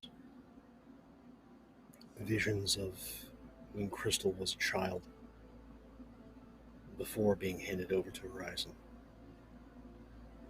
Memories of a mother now long past, sister, father, menial jobs, Horizon's educational facilities. All these terrible memories, all this weight. And then we cut back to a different figure. We see inside the Horizon tent, in the Bizarre Bazaar. As we do, we see that the Horizon logo now just kind of falls away. And in its place, sort of a symbol for a loom. And inside this Bizarre Bazaar tent, there is a hefty, muscled woman at a loom,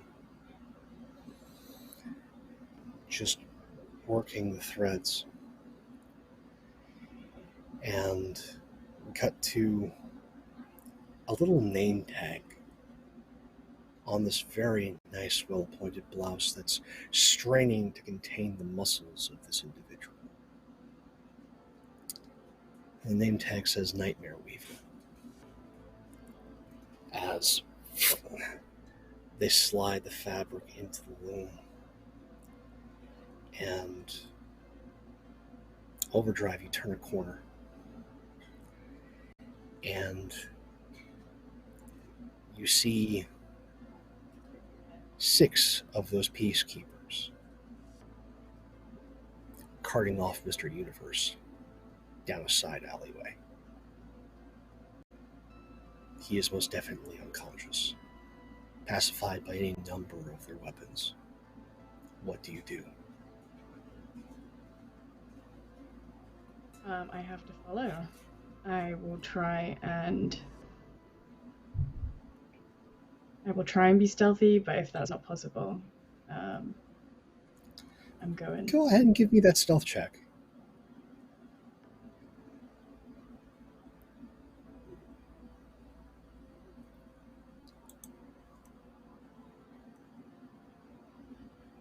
"14.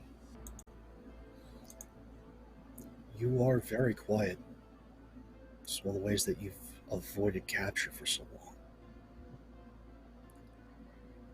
But as you turn that corner, you can't help but let out a gasp, as it's not what you saw. It's not Mr. Universe being carried off by a bunch of peacekeepers. Instead, in their place, standing in this alley, it's you. It's you if they finished what they started.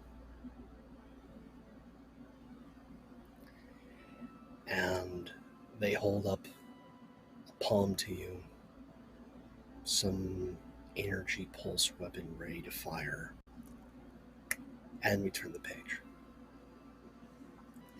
Jet.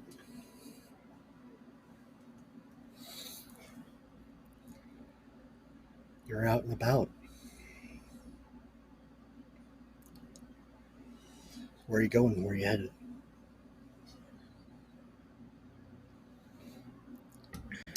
I mean,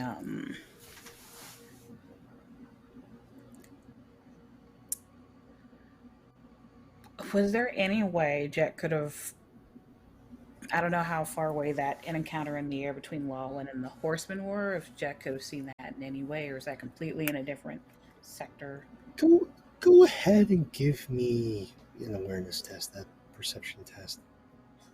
These have gone so well. You never know. 9. I think we have this beautiful panel, this absolutely beautiful panel of Jet looking up, scanning the horizon, and we see the silhouettes of that epic battle happening right behind where she's looking. Perfect. Just these specks in the sky.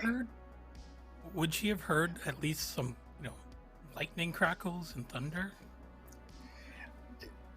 You would think so, but between all of the looking, we just see like this entire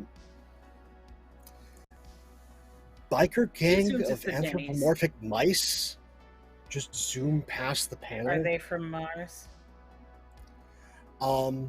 They all have as patches on the back the Adeptus Mechanicus symbol, so they might be. Mm-hmm. Yeah, no. Jet doesn't see that. Bikers. Really noisy biker mice.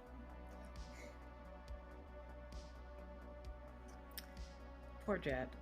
I guess in that case, Jet's gonna... This city has a way of interacting with people. Jet's just gonna start walking forward.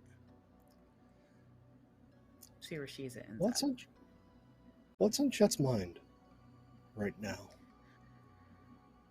Right now? Right now. Right now, it really is finding her teammates somehow.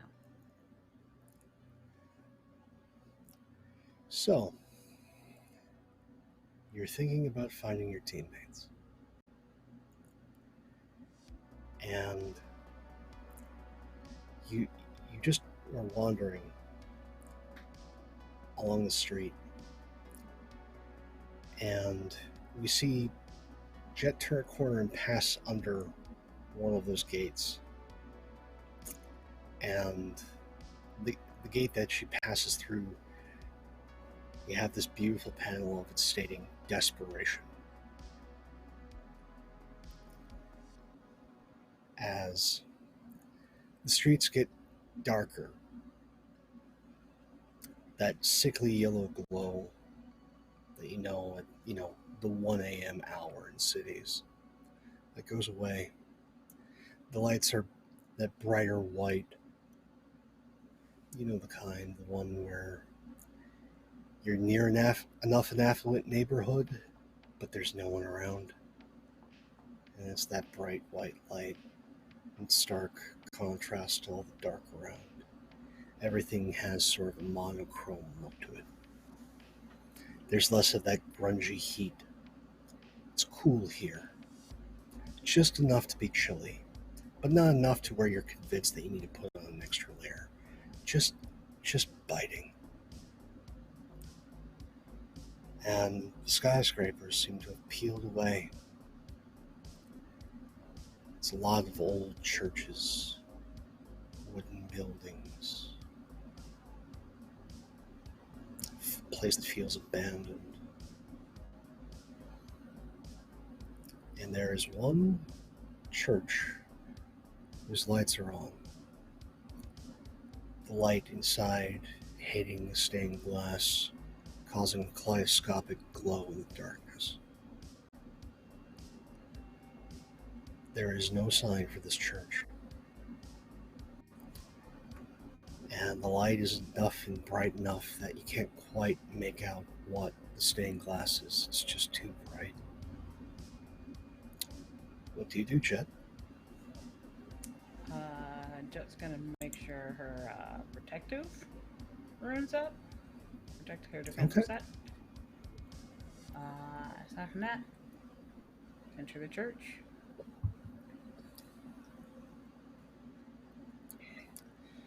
You enter the church. Give me some guidance. Church appears well appointed, if a little more rustic. This is not a place that spent a ton of money on its interior. It's simple, dusty but clean. Has that sort of musty scent of like incense has been burned in here a couple of days ago. There's a few candles lit. There's a lone figure sitting at a pew, staring forward. For our readers, it's a very familiar silhouette. It might be a familiar silhouette to Jen as well.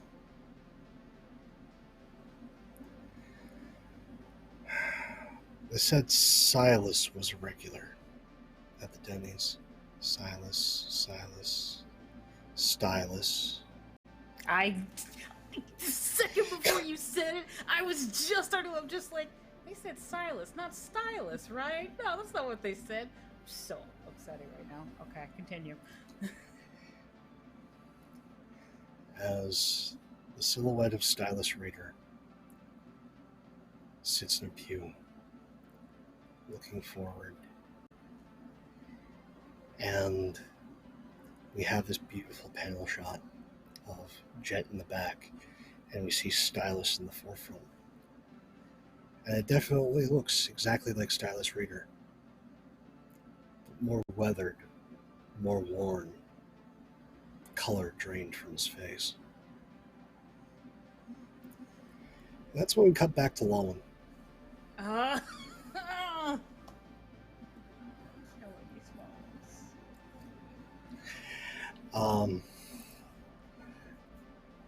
We turn the page, and Lawin has let that beast go, floating in the air in whatever district this is, the school district. And Mother Wind's ladies in hating, watching in the wings for what he does next.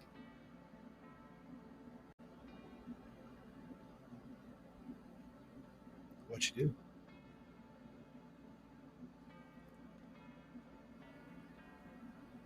I don't have a quarrel with any of you. I'm only dealing solely with the Wax King. So, unless you've got some ties to him, you're not worth my time. And there's just this sort of chatter. It's that sort of indistinct noise that you get when you're at a nice restaurant. There's all those conversations happening, but you can't key into any one. Between these three beautiful but harrowing looking young women. As it turned back to you, the middle one begins to speak. But it's almost like a Greek chorus, with each of them just taking bits and pieces from the sentences, dissonant voices chiming in to complete thought. You speak of time. Time you don't have. Time that we covet. Do you want to spend more time here, Lawin? Does your sense of vengeance require you to spend more time here? How much time are you going to waste here, Lawin? How much time? Time running out.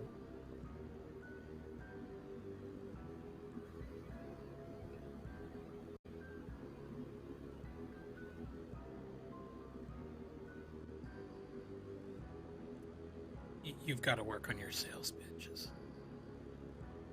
And he is just going to buy up a bet higher and back towards the Labyrinth district. But he's going to take a look around the other districts that might be on the way. So you try and head out of the school district. And we know how fast Lawin flies. He may be one of the absolute fastest flyers within the pages of our comics. But as he flies past, just as he's about to leave the school district, we see those same three figures that were on the ground looking up at Lawin on that clock tower, staring at him as he flies away. We'll get our time with you yet. He tarries. He tarries because he's angry. We'll get our time with you yet.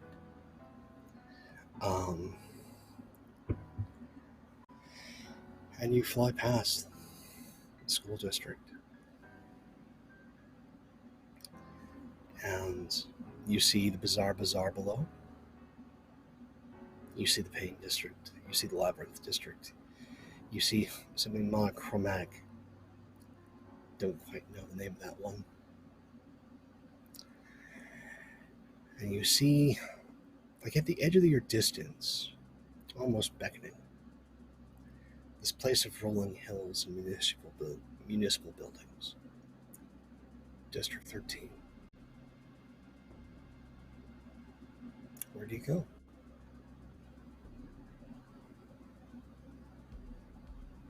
What does the time say on the big clock? It says 12:25. It's taking forever.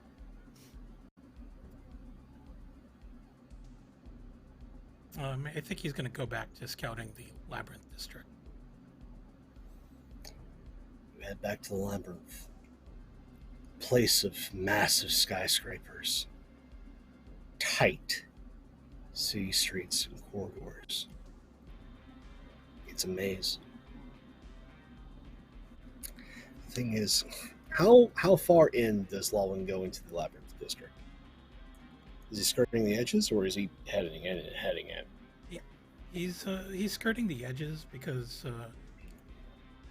he thinks that, or he's assuming that the locations are going to change again once the new hour comes through.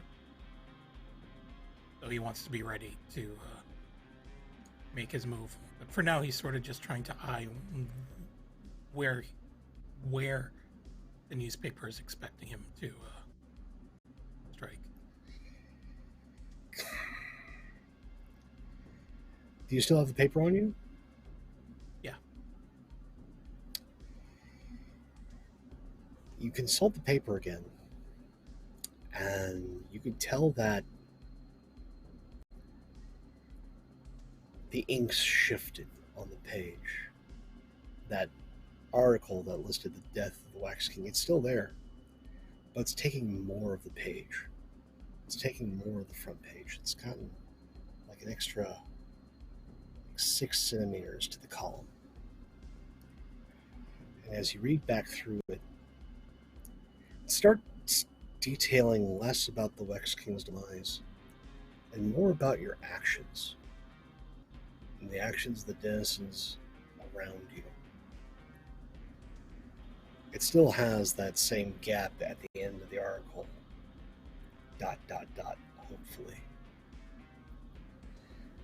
But as you try and read back to where you pierce down through the labyrinth into the warrens, the location,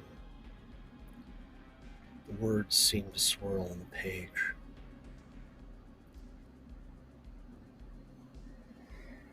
And then it starts raining. It starts raining in the Labyrinth District. But it's not water falling from the sky.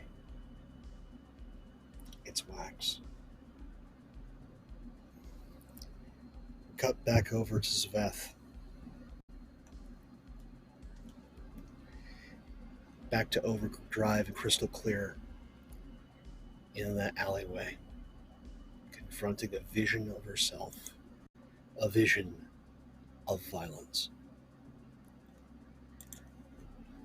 As you will make an attack against yourself, this possible self, lashing out against what you are now. I'm guessing a 30 hits you. Just a little bit. Just a little bit. Talk about self-loathing. As this bolt hits, and we see Overdrive heels overhead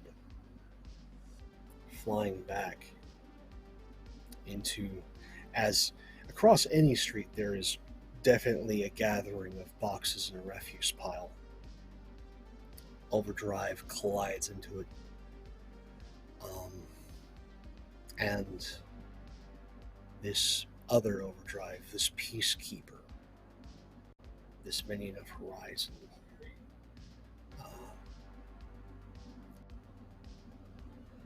submit for reprogramming, just scrawls across the display as this figure purposefully, not quickly, purposefully walks out of the alley and into the street. You're on the ground. What do you do? So I think the shot is from outside this pile of rubbish. You can see that there's this crevice where she has crashed into it.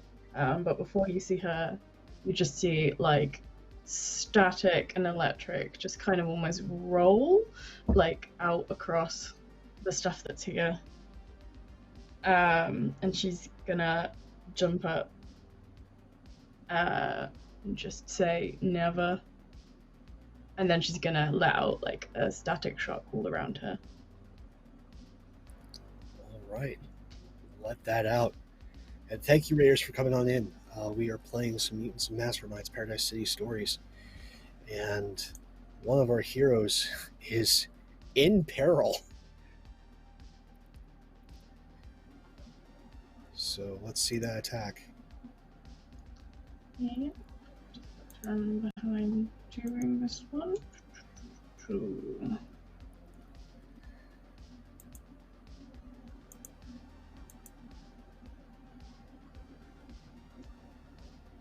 So I think I'm going to use one of my hero points to basically increase the range of it, because at the moment it's like touch. Yes, give me that hero point. Yeah, so you can have a hero point, and it, rather than just being like touch, it like casts out around me. All right. So I have to roll to attack. Well, if it's an area effect, I think they just make a resistance check, 2 resistance check. Well, we'll say they'll make a dodge test on this one. And let's see if they get out of the way. Oh, it is an 18. So I think... I don't know if it's the same. If you burn your little help, I'll let them get hit. Okay, yeah, definitely. Thank you for that little help. I will use that for sure. Okay, so they get hit. It staggers them. It staggers them in the middle of the road. The display is just kind of having that sort of trying to tune in TV static from back in the day. As the head goes down and then snaps back, staring at you. This time doing something that you're familiar with and is terrifying, as it brings both its hands together and this pulse starts to form. And before it lets loose, we cut back to Jet.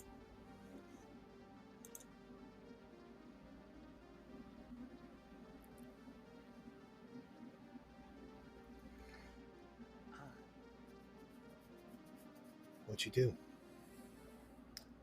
Jet's gonna kind of rush forward because, I mean, it's possible that this is actually Stylus, in case if Stylus fell asleep or wasn't sleeping.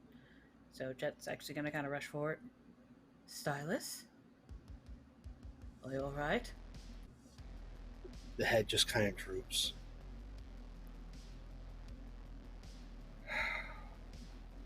I didn't mean to bring anyone here with me.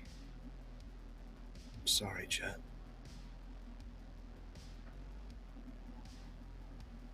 What do you mean, Stylus? You all right? I haven't been sleeping. No. So many terrible mistakes. And now, this place is intervening. They want out. And I don't know if there's any way to stop them. Right, yeah. I imagine at this point, unless something has impeded her, Jet is sort of rounded to the bench right where Stylus actually is. Unless something's impeded her. Yeah, and you see this face, and it's Stylus, but it's Stylus as though he hasn't slept in a month. The face is hollowed. Most of the color drained. The eyes bloodshot. Also just thin. He's barely been eating. A hollowed out version of the hero you know.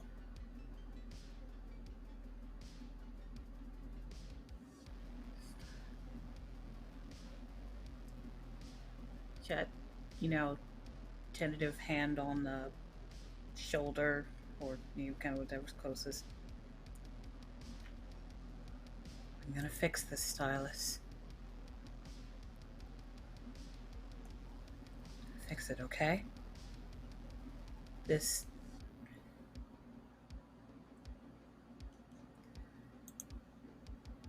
Everyone makes mistakes. That doesn't mean that you can't move forward. Right? You need to leave, Jet. No one's coming. And that is where we're going to end this week. What? Okay. No, that's fine. I'm fine. That's fine. That's great. That's a great ending.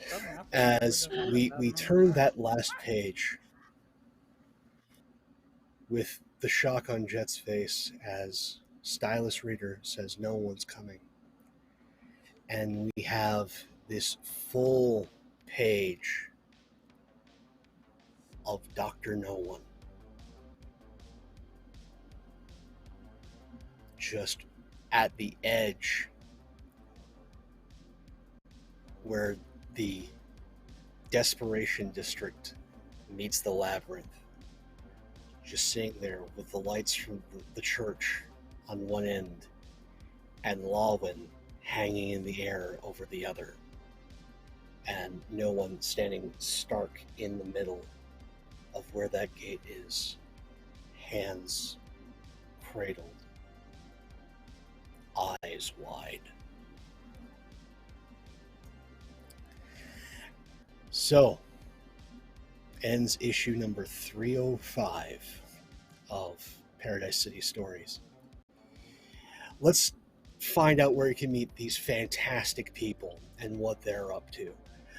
First up, Anino, my friend, how are you doing and where can we find you? Hey everyone, my name is Anino. You can find me on Twitter at Anino4K. See, next time I'll be on stream will be this Tuesday at 8 p.m. Eastern Time on the Utopia channel, where I will be taking the GM seat for the first time, running a game called The Party at Tracy Burrell's House, a 90s nostalgic romp, which will hopefully be some fun. And then over again on Friday on the Wandering DM channel, where I will be a part of a one-shot of the Dresden Files run by Shawtails. So that should be pretty fun as well. I am in the middle of fundraising for charity. I am raising money for races, and I'm going to be doing it for the rest of the month, about halfway towards the goal right now. So if you want to be entered into some cool giveaways and help build a better and more compassionate community within the United States, certainly by all means, your donations are welcome. The link is going to be right here in chat. Thank you so much, Nino. And folks, again, tis the season of giving right now. There's a lot of small good that we can do, and by all means, please help out in where you can. It's through those little acts that big change happens. Speaking of positive change, Overdrive, played by Zveth. How you doing, friend? I am doing good. I am all amped up on emotions and cliffhangers, and I love it. I am Zweth. You can find me on Twitter as Zwethra, or here on Twitch just as Zweth. I stream most of the time every Wednesday and Sunday. I'm a bit busy with work at the moment, but follow me and I will let you know. We do games, we do crafts, we do TTRPG design. Something of note that is coming up on the 5th of November. I am part of some extra live streams on Valdriant's channel. There's loads of great things going on across the whole weekend. I think there's 3 games a day, so come check them out. I have got the early slot if any of you are early risers on the 5th, 8 a.m. Pacific time. We are playing Brindlewood Bay, which is very, Murder, She Wrote. We are playing old ladies solving some murders, which is going to be great. Definitely tune in for that, folks. Get your Angela Fletcher, your Miss Marple on, and let's raise some funds for even more good works. It's going to be a great time.